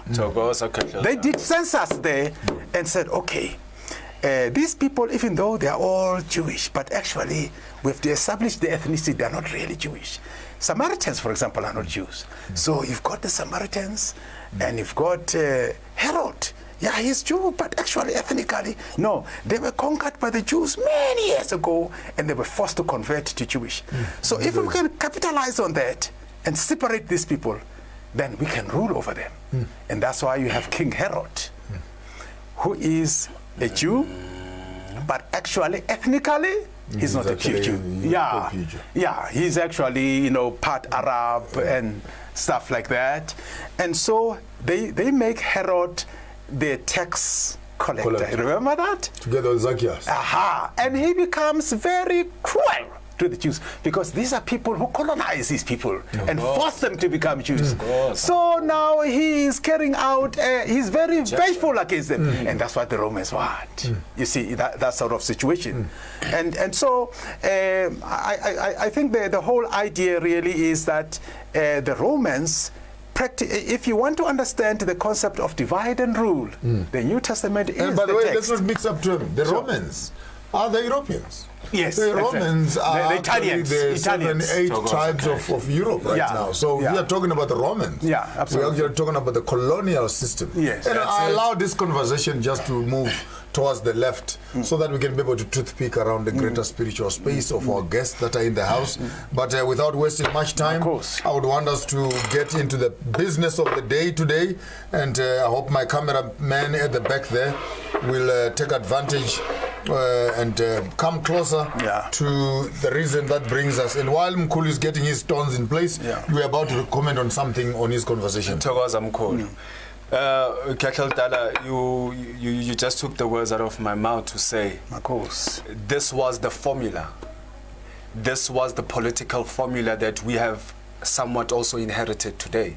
If you are listening to the narration and how these stories were happening in the physical and the practical sense of the word, it is no different to what is happening to the African today. It's the same system, it is the same formulas, it is the same mechanics that are at work in terms of bringing these things. So we are working under what law is in South Africa? I'm allowed to mention it. Roman touch. Roman touch. What the first word? Yeah, Roman. Exactly. Roman. Did I hear saying Roman? So you think there's a Herod in Palestine and Judea? Yeah. There's a Herod in Pretoria here. And now we would ask who our people's allegiance to, when they say they are here to save us or they are here fighting for us. And we're saying this is a system that goes that far back in terms of tracing it back. Then our people who go into these positions are not going to change this position right now. We need a different kind of revolution, Master J. We need to really come back to ourselves and really understand what it is that they created the blindfold. You get what I'm saying? That they created this particular blindfold, and because of that, this is why we stuck with people dictating our reality, dictating from spirituality all across board, Master J. That's why you find people wanting to fight tooth and nail for a Christianity that is distorted. What is Roman? Medicine is Roman. Education is Roman. Entertainment is Roman. Christianity is Roman. Our culture is Roman. Even marriage. For example, when you put a ring when you marry, it goes to the left, right? Yeah, that's Roman. Yeah, the Romans are the ones, because Romans believe that the left is closer to the heart. So the ring had to be put on the left-hand side finger. And that is a Roman tradition. Exactly. So when you get married today and you take that ring, you are practicing a Roman culture. Exactly. Colonial, yeah. Culture. And if you refuse to do that, you've got demons. You've got demonic spirits. Pig spirits. Yeah, pig spirits, that need to be cast out. And just to come in there, Ntomdala, these are some of the tricks when we were speaking on Mkhulu. These are some of the tricks that these councils did when they came together, where they misinterpreted certain words, where they twisted certain ideas behind the certain words that we have today. And this is where the spell is. This is where linguistics comes into scrutiny now. You get what I'm saying? Where certain ideas, when they are translated to us, it does not necessarily mean the same thing in that particular language. Just like Mkulu was giving us the story of Jesus. You get what I'm saying? I never knew that it had those elements. So now, the one with the spirit of Jesus is the spirit of a pig. and what? Jay, come back. So I was like, so I just wanted to make that this particular analogy to say now, Mkulu makes an example to say now, those who were the resistance were now called the ones with the demonic spirit. It is in the same metaphor that this time of revelation, as it were, where they will say the Antichrist will arise. And a term that I've seen people point at you, Master J, a term that I've seen others call you an Antichrist. And I'm saying these are some of these demonic spells that we are talking about, where those who are the truth speakers will be given these terms. And in essence, the Antichrist is the black person who has to awaken this today. When you go into the esoteric studies, they will also tell you that even the 666 is symbolic of the neutrons, the electrons, which is making up the melanin structure, the carbon structure of the electron. So in other words, even on the subliminal, on the subliminal, they're trying to tell you that don't rise to yourself, don't come up to your reality, don't activate your godhood, don't activate your ancient memories. You get what I'm saying? Because now you have this term that they have put in front of you. Now, if you're going to now start questioning certain things within the context of the Christian or the religious fraternity, you're already the Antichrist. Anybody who will now question some of these things is called an Antichrist. And now we are saying this is what they did. They've put demons on the doors that we need to go walk through. They have put these devils, and most of the time, because now the devil has and this is where Mkulu was saying that we do not have a concept of the devil, as it were. We do not have that kind of ideology. When I'm called. So now when now you, as your point of departure in the searching of self, you start now coming across these spirit, whatever, and you call them a demon, you must know that you are fighting something else. It is a construct. It is someone who has constructed a particular ideology and concretized it, and it made it so alive in terms of your subconscious mind that you can't even break now into other dimensions, because now you will be entering into the space of the gentlemen, of demonic worship. I would have shot some of my friends here on my line who have been waiting for Mocholoko ZuluMathabo, and it's almost an hour that they've been on standby, waiting to hear how do we... That was quite an elaborate conversation there on the colonial system and how it manifests itself nowadays. Take us through. Mocholoko ZuluMathabo Zulu did some African mathematics, and he wrote a book for translating all the various Pythagoras theorems, geometry, what do you call it? Argometry, algorithms, etc., and converted all these principles into our own African languages. And this goes back into the games that as Africans we used to play when ladies would be there, the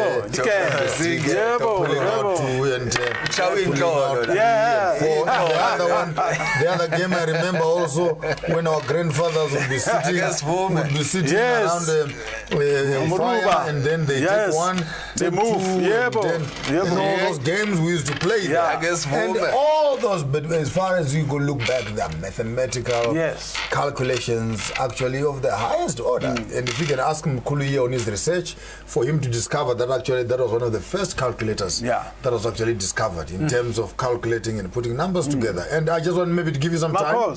I will not interrupt you. Take us through a small little lecture. Maybe 10-15 minutes uninterrupted. Take us through the mathematics, how, and when you are, by the time you are done, I hope you can be challenging other African academicians to say it is possible to write a mathematics book in Shona. to write a mathematics book in Ndebele, in Kikuyu, to write in Igbo, and etc. So over to you. Me and Gift are going to bring some fruits here while we are waiting for you. And I'll also use your stones there. Please. Beautiful stones. These are mine. So when I was a kid, I always hear grandmothers, grandfathers saying, in our days, we used to use stones to calculate, to count. But what I found paradoxical is that everybody talks about that.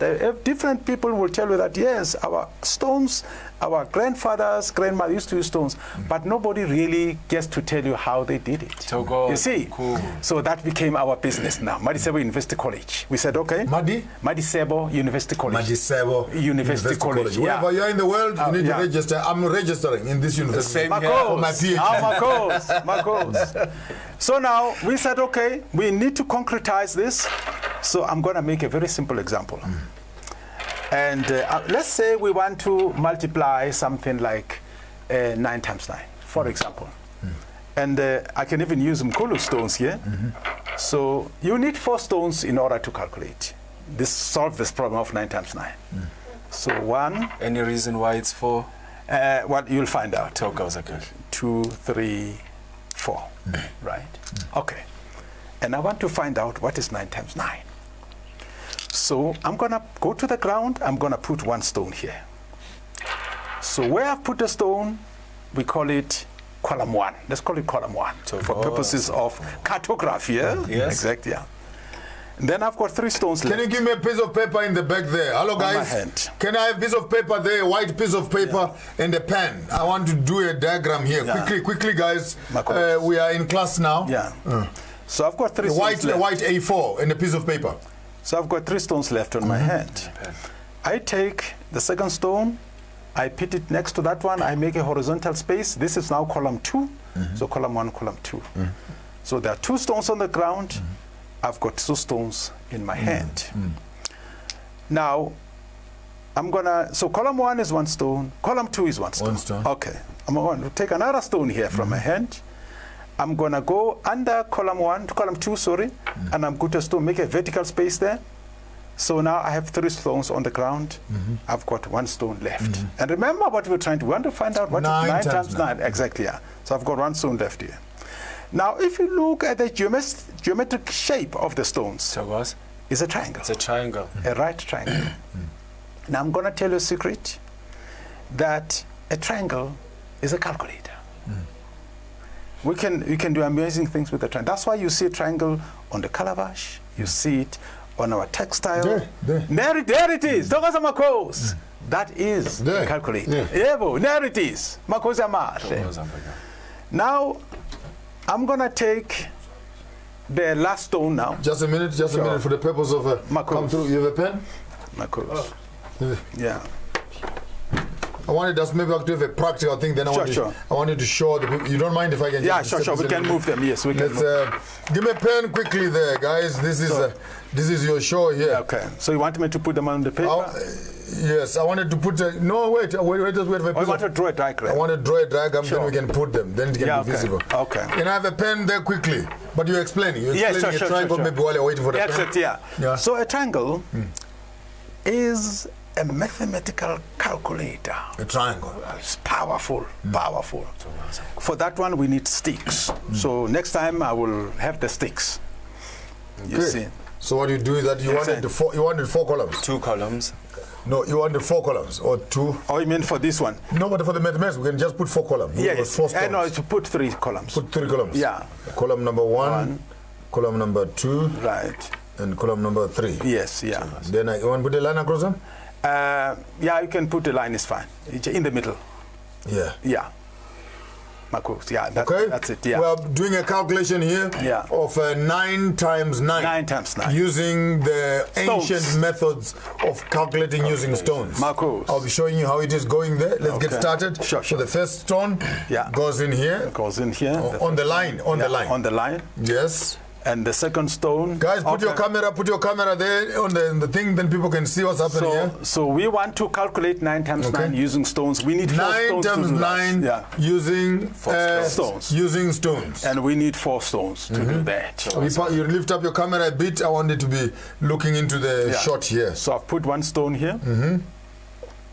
And then I can continue it. Yes. Okay, Marco. So you put it on the line? Yes, on the line. Okay. So I'm going to put another stone here. There you go. So I've got 2 stones here. And I've got 2 stones on my hand. Right?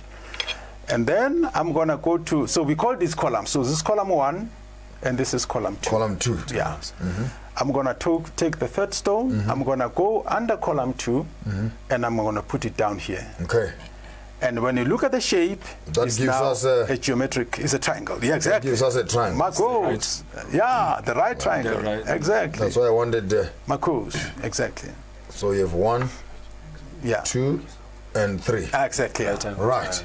So now, a triangle. 9 times 9. Yeah, that's what we're working with. A triangle is a calculator. Okay, and a triangle also is part of the circle. Very important. It's a building block, it's a component of the circle. Okay, now I'm going to take the last stone. Which is the secret? Yeah, Marcos. And I'm going to create column 3. So here is a line. I'm going to put it here on column 3. Now we've got 4 stones on the ground. Now look at the geometric shape of the stones. You have 1 triangle that way, or another triangle this way? Yeah, actually now I have 1 triangle, but this is a pyramidal triangle now. Right? Like a pyramid. So this is how they used to build pyramids. You see that? Okay, now we're ready to retrieve. Now the 9 times 9 is already here. But you see, we have to show you, right? Yeah, you need the spiritual eyes to see this 9 times and get the answer. Now column 1 has got 1 stone. Column 2 has got 2 stones. Column 3 has got 1 stone. Okay. Now we're retrieving 9 times 9, the answer. Column 1 is going to be treated, it's going to be called Lishume in Susu. Lishume means 10. Lishume means 10. Yeah. 10. So column 1 is Lishume. Now we are going to count how many stones are there in column 2. There's only 2 stones. So we're going to subtract the 10. The 2 stones from the 10. That gives you 8. That gives us 8. The 2 stones. So the 2 stones. The first line here represents 10. 10, yes. Kilishume. Yeah. All right. Yeah.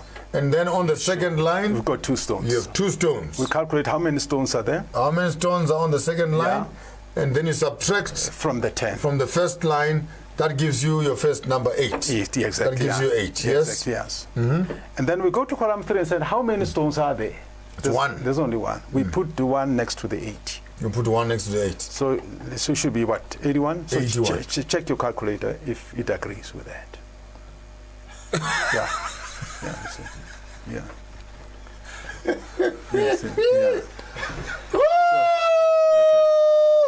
I need all my money back from the school, the teachers who took me to school. I need all my school fees back. Just like that? Just like that. And here is an interesting thing. In a Western school, when they do calculations, it doesn't matter whether it's 3 times 3, 5 times 5. Let's say 5 times 5. Let's do 4 times 7, for argument's sake. 4 times 7. Just from now. Now we're going to need more stones. Okay. So we actually have to remove this paper. We need to remove this paper? Yeah, we need more stones. Yeah. Okay. You said 4 times 7. 4 times 7, then we need how many columns? No, that one you can't even write. It's going to be a lot of columns. Yeah, you can just remove the paper. I'm going to do it right here. You did. Or you prefer that to do on paper? Maybe for contrast, eh? Yeah. Okay. You said 4 times 7. 4 times 7. So I'm going to do this. I need 1 stone. I'm going to say 1, 2, 3, 4. Okay. That's 4. Yeah, I'm going to put 7 actually on the ground here. So that's 5 now. I need 2 more.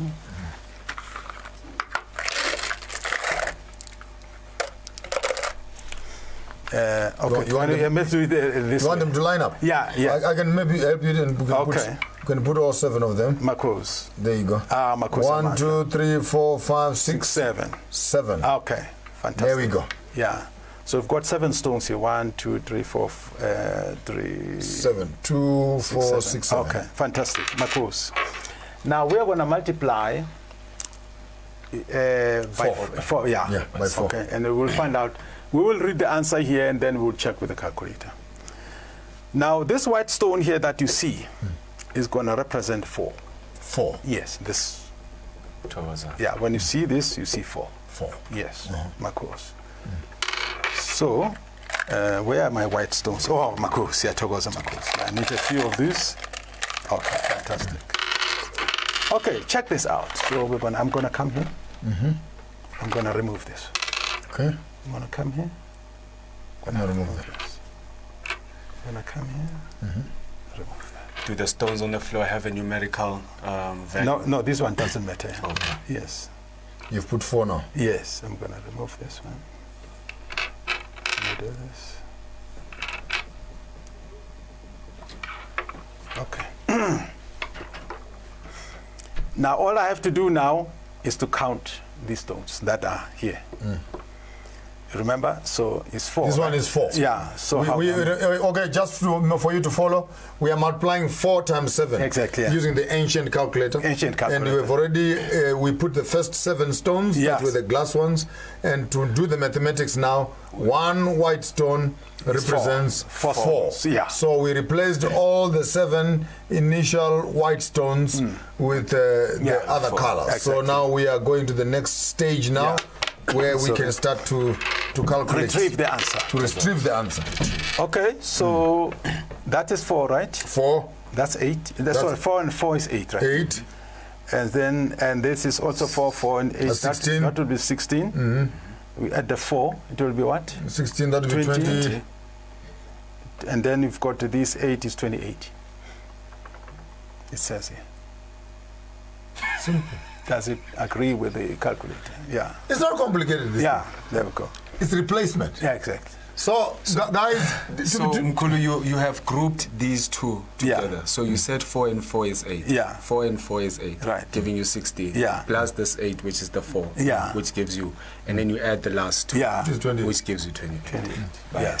Yeah. So mathematics is visible. It's visual. Absolutely. It's not an abstract. No. So basically, guys, I just got this.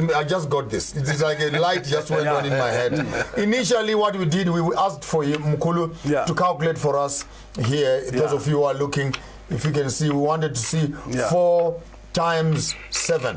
4 times 7 using an ancient calculator. So he takes the first 4 stones. We don't even use this big one. Sure. Don't even use this big one so that you can actually, you guys at home, you can see 1, 2, 3. Sorry, 4. 1, 2, 3, 4. Yeah. So we wanted to find out in terms of mathematics what is 4 times 7. Yeah. Then he takes the 4 outside and replaces each one of them with the 7 that we're looking for. Yeah. Then all you do is that each stone that you want to multiply gets multiplied in the stone that you are replacing it with. Yeah. So if we're multiplying this by 8, it means that the ones that I'm bringing on the table are 8. If I'm multiplying this by 15, it means that every stone that I'm adding on is a 15. If I'm multiplying this by 12, then every stone represents what I'm representing it with. Then you just come back here, keep your other 4 in the background there. Then you come back and say this is 8. This is if we're going with the 8. Yes, this is but the stone now represents a 4, yeah? And this one represents another 4. This one another 4, another 4, another 4, another 4, another 4. If you wanted to work more traditionally in terms of me now becoming a secondary teacher, is that underneath every stone that you are now replacing, because you want to multiply the initial with this one, it means that under this one you need to put an extra 1, 2, 3, if you had to go 4. If I'm supposed to be teaching a kindergarten, then you come around here again and say 1, 2, 3, 4. Absolutely. 4. Then you come to the next one and the next one and the next one. Then all you need to do at the end of that is that you need to count the number of these ones that you have added to surround each. You are teaching mathematics, you are teaching science, you are teaching biology. In all in one. You calculate that, boom, you have your 28 right in front of you without wasting much time. Chief, take us through this philosophy of mathematics and teaching African children scientific method. When you come back after the break, just take a small little break and let me take some water to drink. Okay. I think my engine is overheating again. When you come back after the break, Mkulu will take us through the philosophy around this method of teaching vis-a-vis the modern way in which our children are being taught mathematics and science. Marcos. Hello. And then the fourth industrial technology era has forcefully changed how every profession has been working for its clients. The world has become smaller than what we used to think. Imagine the ease of talking to a person who is in Australia, China, or Germany while you are in South Africa, as if you're just next door. The ease that globalization and the fourth industrial technology have brought to humanity entail doing business anywhere in the world as long as you have the peppos and the memes. It is our expertise as MB Chabangu Incorporated to advise clients immigrating to South Africa on various permits and on opportunities for travelers who intend to sojourn in South Africa for a longer period of time. Ayé náà ti kéré ju èyí tí a rò lọ. Nítorí náà, ìmọ̀ wa ní ìsìlọ̀ àti òfin àgbáyé ṣe wá ní ọ́fíìsì àkókò lórí àwọn ìṣòwò ilé àti ìgbaniláyé láti gba ìwé ìrìnnà fún iṣẹ́ okòwò. Go MB Chabangu Incorporated, Reba Elegy, the notary, le basebedisi, le di office tsa rena kwa Pretoria, Johannesburg le Bloemfontein. MB Chabangu Incorporated e humanega ga bonolo go bareki ba rena. Go humana tlhagiso leseding ka botlalo, re kgopela le re leletša mogala go 012 341 4187 goba le re ngwalele lengwalo tsebile go admin@chabangu.co.za. MB Chabangu Incorporated, mo mathata a humanago tharollo.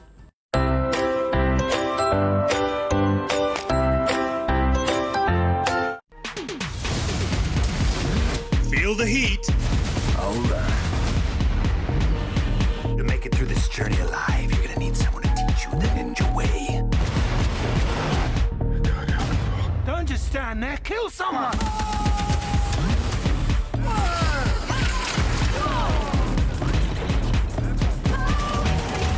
Feel the excitement. Feel the heat with StarSat. Challenge your ordinary. Experience the extraordinary. Not only the government, the municipality here has had no plan. Now, I believe that my peace is my most valuable asset. Absolutely beautiful! This is exactly what I was looking for! DJ Khaled! It is a day to celebrate. We're ready for action. I like it when it's nice and soft. Yeah, that is nice. How was it like growing up in Nigeria? Yes, sir, you know what it is. Feeling is there that, you're doing something special. Stop being so dramatic, Mira. You should just be what you want to be.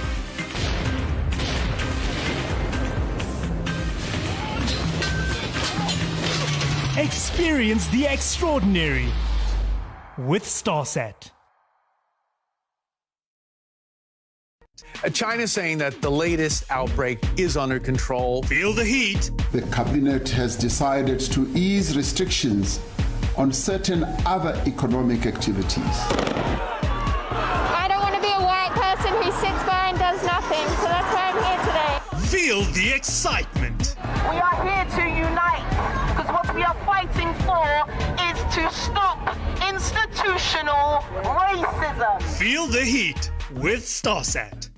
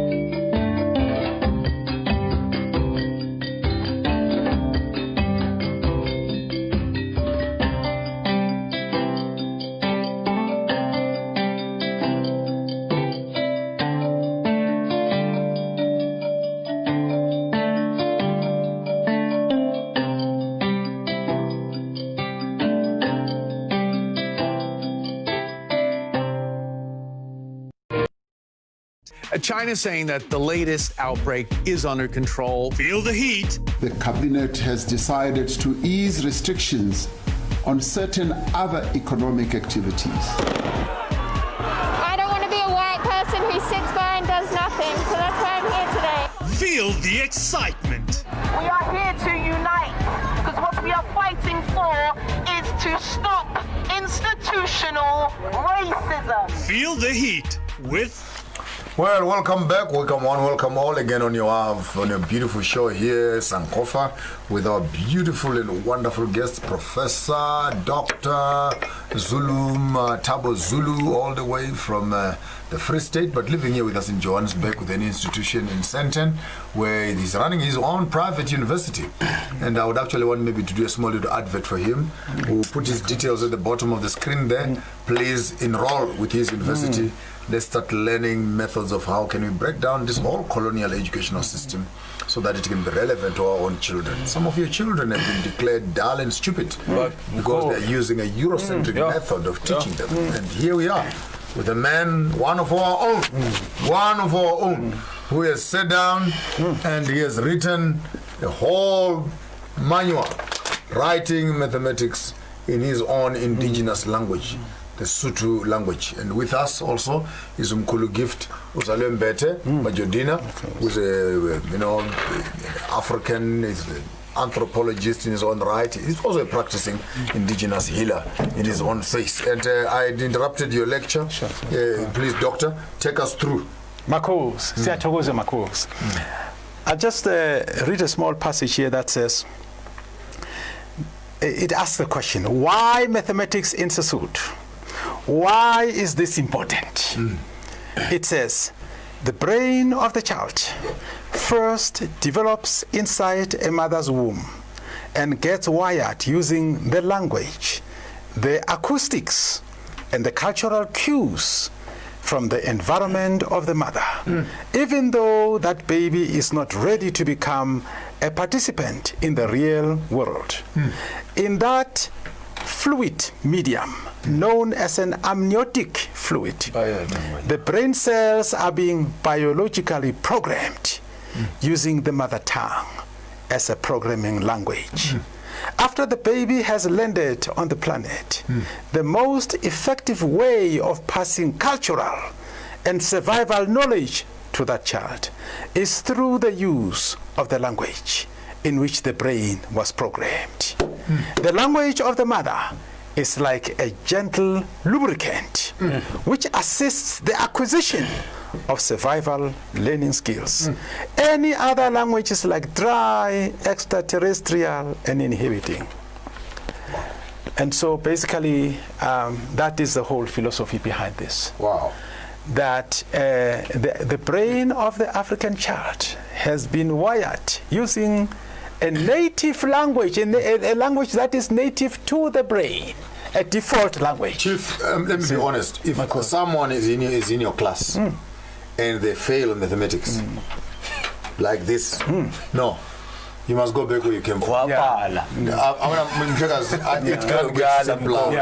can't get simpler than that. And if any teacher can fail to teach science and fail to teach atomic energy, fail to teach chemistry. Because once a child, for example, guys, let's look at it this way.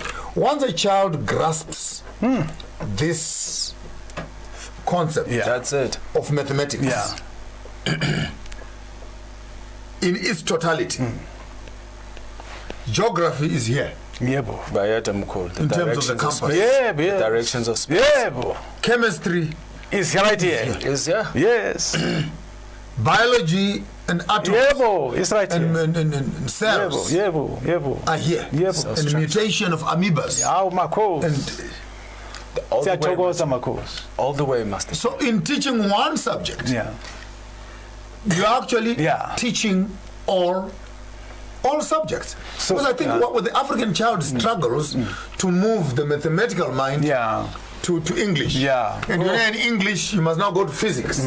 When you're in physics, you must go to biology. And there are different books. Yeah. And in your mind, these things are not connected. Are not connected. Yeah. When I look at this, for example, as Mkulu was saying, Mkulu Gift was saying, when I look at this, this symbol, I mean, 150 things are running in my head. So that what we are lacking are African teachers. Not just African teachers in terms of color, but we're talking about African knowledge. African knowledge. Yeah, the knowledge of the cosmos. That has been baptized. Yeah, exactly. Sulema teacher to us. That is baptized in the black water. Volcanic water. Dip them in black water. Exactly. These are some of the things that a lot of people will attach stereotypes to say the Zangomas are unlearned or they are dumb. And the Zangoma knows this. And the Zangoma knows this, Master J. When I'm sitting in my temple right there, I facilitate so many functions. As my office, because I work Nemiti. That takes me into the field of chemistry. Yes. You got, I deal with counseling. That takes me into the field of psychology. You got what I'm saying? So I'm dealing with a whole array of disciplines within the space. So now coming out into this world to say, then what is it that I am? It becomes quite difficult. You want to classify. So now you have people who are quantum in their conception of reality. You get what I'm saying? So you find other people now, when you give them these formulas that we find out there, they are almost dumbstruck, and they struggle in school.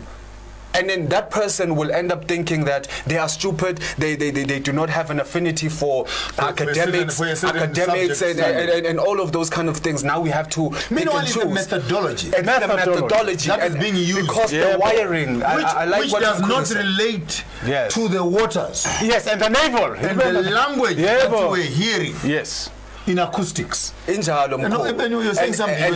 I cut you short there. And it's on these principles, Master J, where we need to restore our people. These are some of these ideas where we must be able to look at certain elements within our culture and be able to draw out the intellectual or academic data. You get what I'm saying? Where now we can begin now to say, it cannot be a one-size-fits-all for different minds in terms of learning.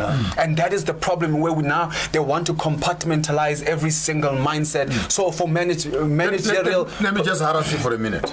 This is a traditional stick. Makos. Okay. Very powerful. This is a traditional stick. When you make this thing, there's no ruler. Do you see symmetry? Oh yes, it's beautiful. It's lovely. Aesthetics. And it looks like it was done with a machine in the way it looks. That's how flawless it is. And it's all indigenous. It's powerful. No, it's powerful. Master J, we would be, many would say that Zangomas are busy and overdosing people.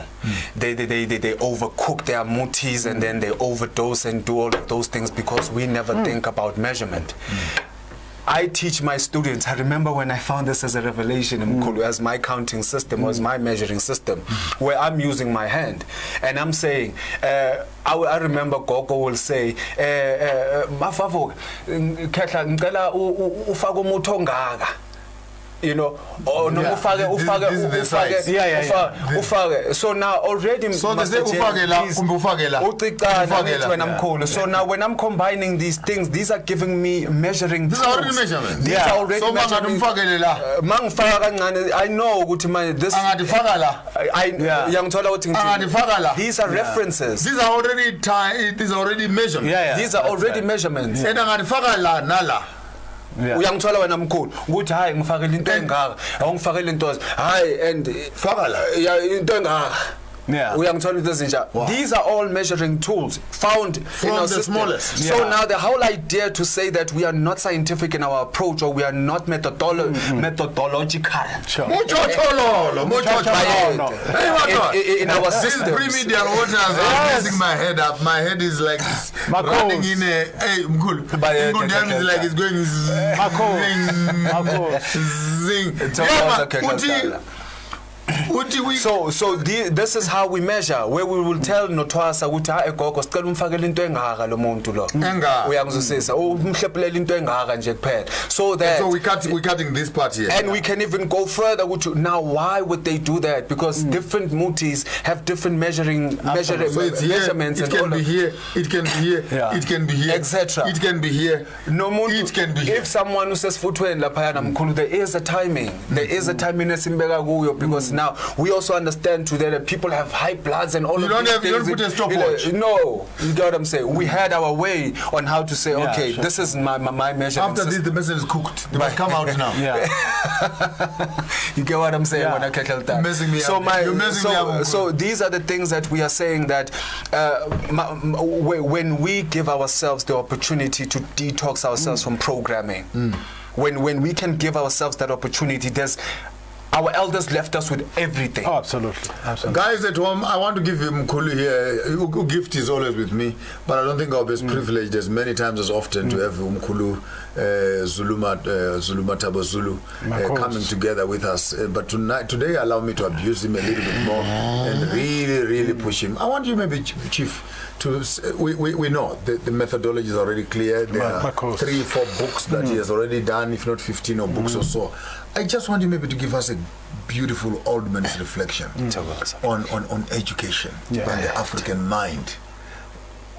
What would you say? Say you're the Minister of Education for Africa. I just want to lift up this conversation to a high level. To a high level. We cannot doubt this. This is practical. This is here.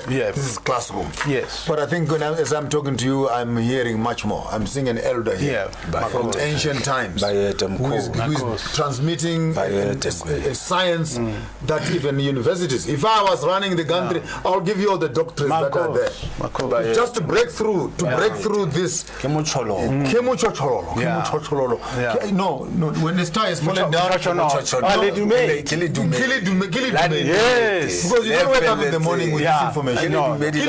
It's true. The star fell from the heavens. And fell in your mind. No, it is like that. So I want you maybe just to be gentle with us and maybe speak to our educational institutions, universities, our academic spaces, our way our education has been structured with what you have right now and what you now understand vis-a-vis university. And I want to challenge you also. This is from me to you.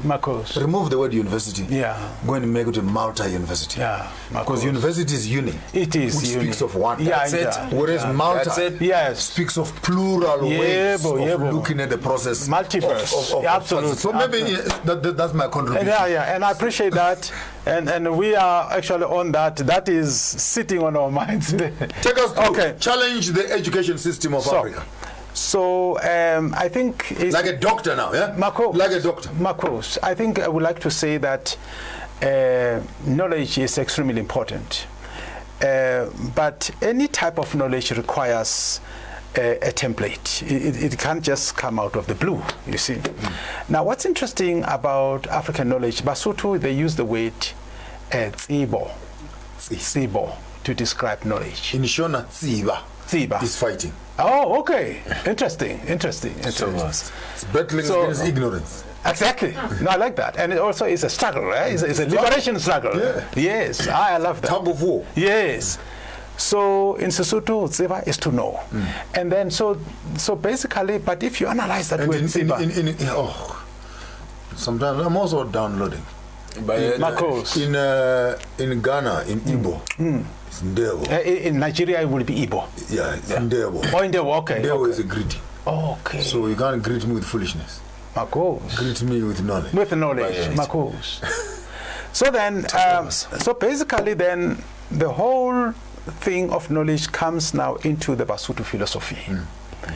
And just to give a bit of a background for people to have the context, when generally we talk about philosophy in Western society, they're talking about 3 things. So one is, of course, knowledge. They use the word epistemology to refer to that. Epistemes, yeah. Okay. And the second one will be existence, and they would use the word ontology, which is actually metaphysics. And the third one will be which is axiology. And then that would include ethics there beauty, aesthetics, whatever. Yeah. So they are basically talking about, those are the Western 3 categories. But when Basotho talk about philosophy, they use the word nahanosene. Nahanosene. Nahanosene. So nahano is thinking. It's a state, a metaphysical state of thinking, nahano. And then sene is wisdom. But is a dexterous, I think that's what it is, dexterous wisdom. Yeah. It's almost like flexible, artistic. Yeah. It has dexterity. It has dexterity in it. Yes. And that explains a lot in this book. Nahano sen. Yeah. When Mosotho says Omasene, they are saying this person has got dexterous wisdom. So the way they conceptualize about knowledge is that knowledge has to be grounded in reality, not in vacuum space. The axioms. Ethics exactly. Must not be far. It must not be far. For exactly. We are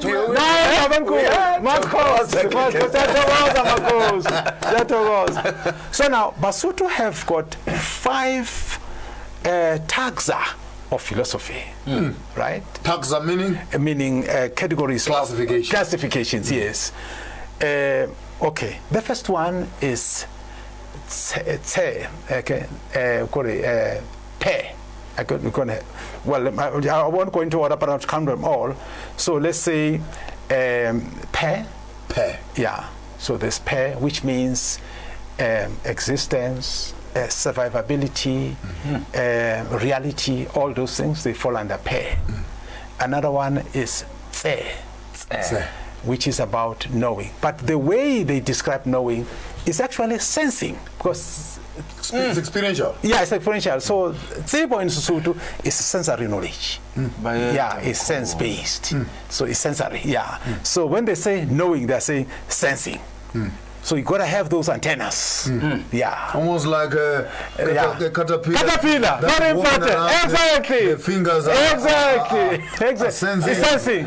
You can read the air. You can hear where the enemy. And the snake uses his tongue to achieve the same thing too. To taste.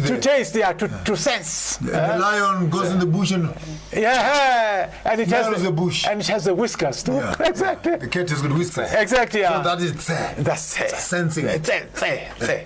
Yeah.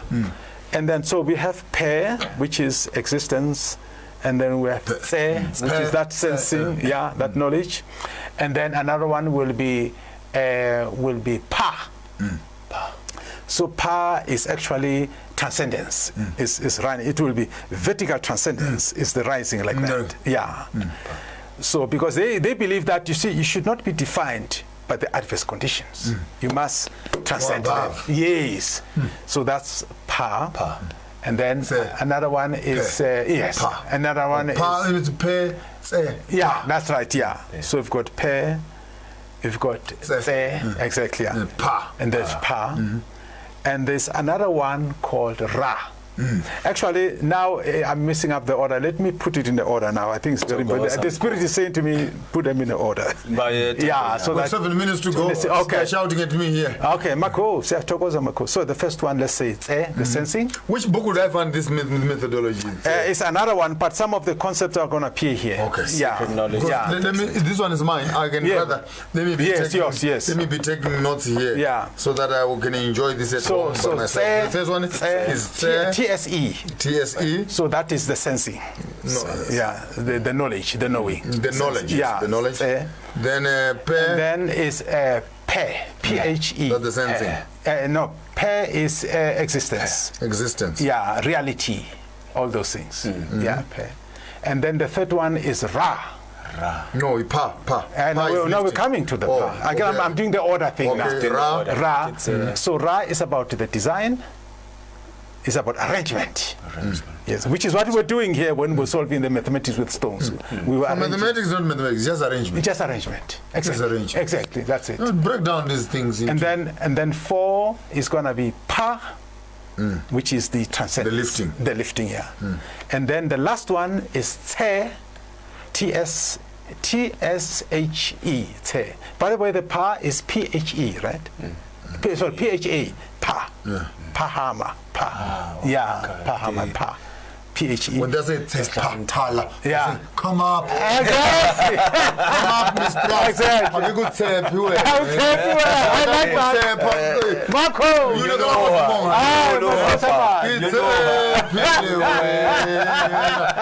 Pastor J. Right, that's powerful. Yeah, who done that? So Te. The last one, TSE. Now Te is about the crossing.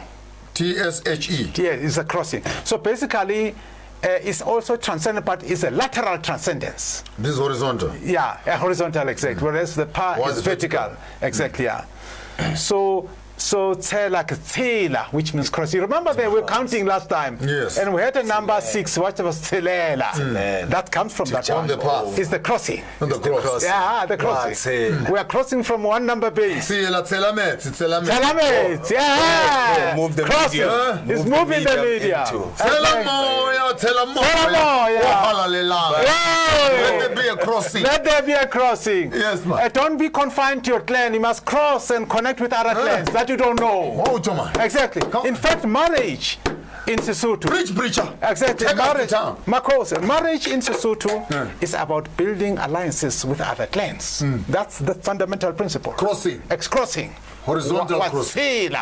Yes, you must cross. Yes, you must go. That's why when Msotho Makoti now is gonna during the wedding day, there's gonna be an old woman who's gonna come and is gonna do something called walaya. So and in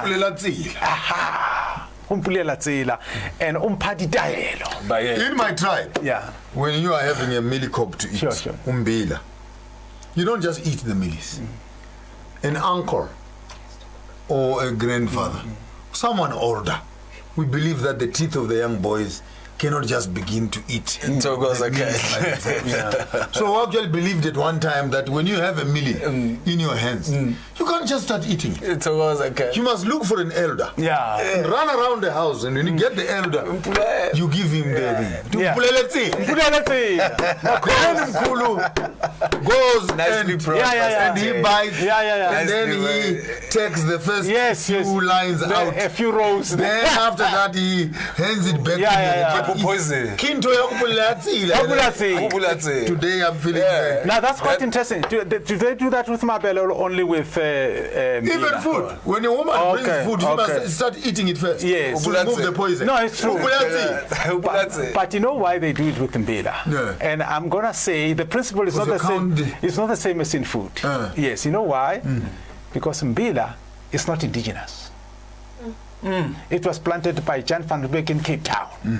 That's why if you analyze the name, Mbila, but they call it Pony. Yes. Pony means the one that dies when he doesn't get the water. That's what Pony. Hupona in Sesotho is to die because there's no water. Yes. When the plant. These are non-indigenous plants. Non-indigenous plants. That die if you don't water. Exactly. The Mbila in Zulu. It was explained to me by a very erudite Zulu friend of mine, and he was saying, Mbila is an animal. Mbila is the one with no tail. Exactly. So if you look on that, on its anus, it has a certain pimple that looks like the seed of the umboy. That's why they call it Mbila. But lento le ifana no Mbila le. Sizayibiza Mbila. So that we should not forget. We do not forget. Where it comes from. Look at the backside of a rabbit. Exactly. To see the same. Exactly. Ladies and gentlemen, it has been a roller coaster. Any last words for our guests? Just one in one sentence. I've been really honored to share the stage. I've really been. If people consider me a master out there, this is the grand master indeed. Last words for Africa. Last words for Africa. We pay tribute to you as the great man behind this thing. You are the messenger of the gods. I'm humble. We are greatly honored. I'm humble. We give thanks. The geese don't fly alone. When you fly, you get others. And then we fly together. Your host, Maponga J, your program is Sankofa here on Galaxy Universal Network, where we're discussing issues and information from the ancient past, finding definitions and meaning for our present day as we are forging a way into the future. Today has been a wonderful conversation around African education, mathematics in our own indigenous language, Sotho to be more specific. And we're challenging all other students out there and all other professionals. If you hold any degree in any other fraternity, please try and interpret, translate your own academic qualifications into your own indigenous knowledge. Your host Maponga J Chigara Mboko Gara Mashamba Huda. Tiswana Chigara Makwe Matanda no Wora Chirera na wana wewanji. Chibwe chitenza shinoteza wale kule walipedo wanatambanacho. Mutambo ruparo ware wira miti ya soso wanapembere na machira machena. Wachirwe mangura na wachiri bayo. Tiswa pfuli bayo wira miti ya soso kuno mwene mtapa ya Zimbabwe. Chisuguru V tinotenda tinokudza kusvika tivonane zvakare. Don't go away, stay around. Other programs are lined up for you. Don't do what I would do, but if you decide to do it better.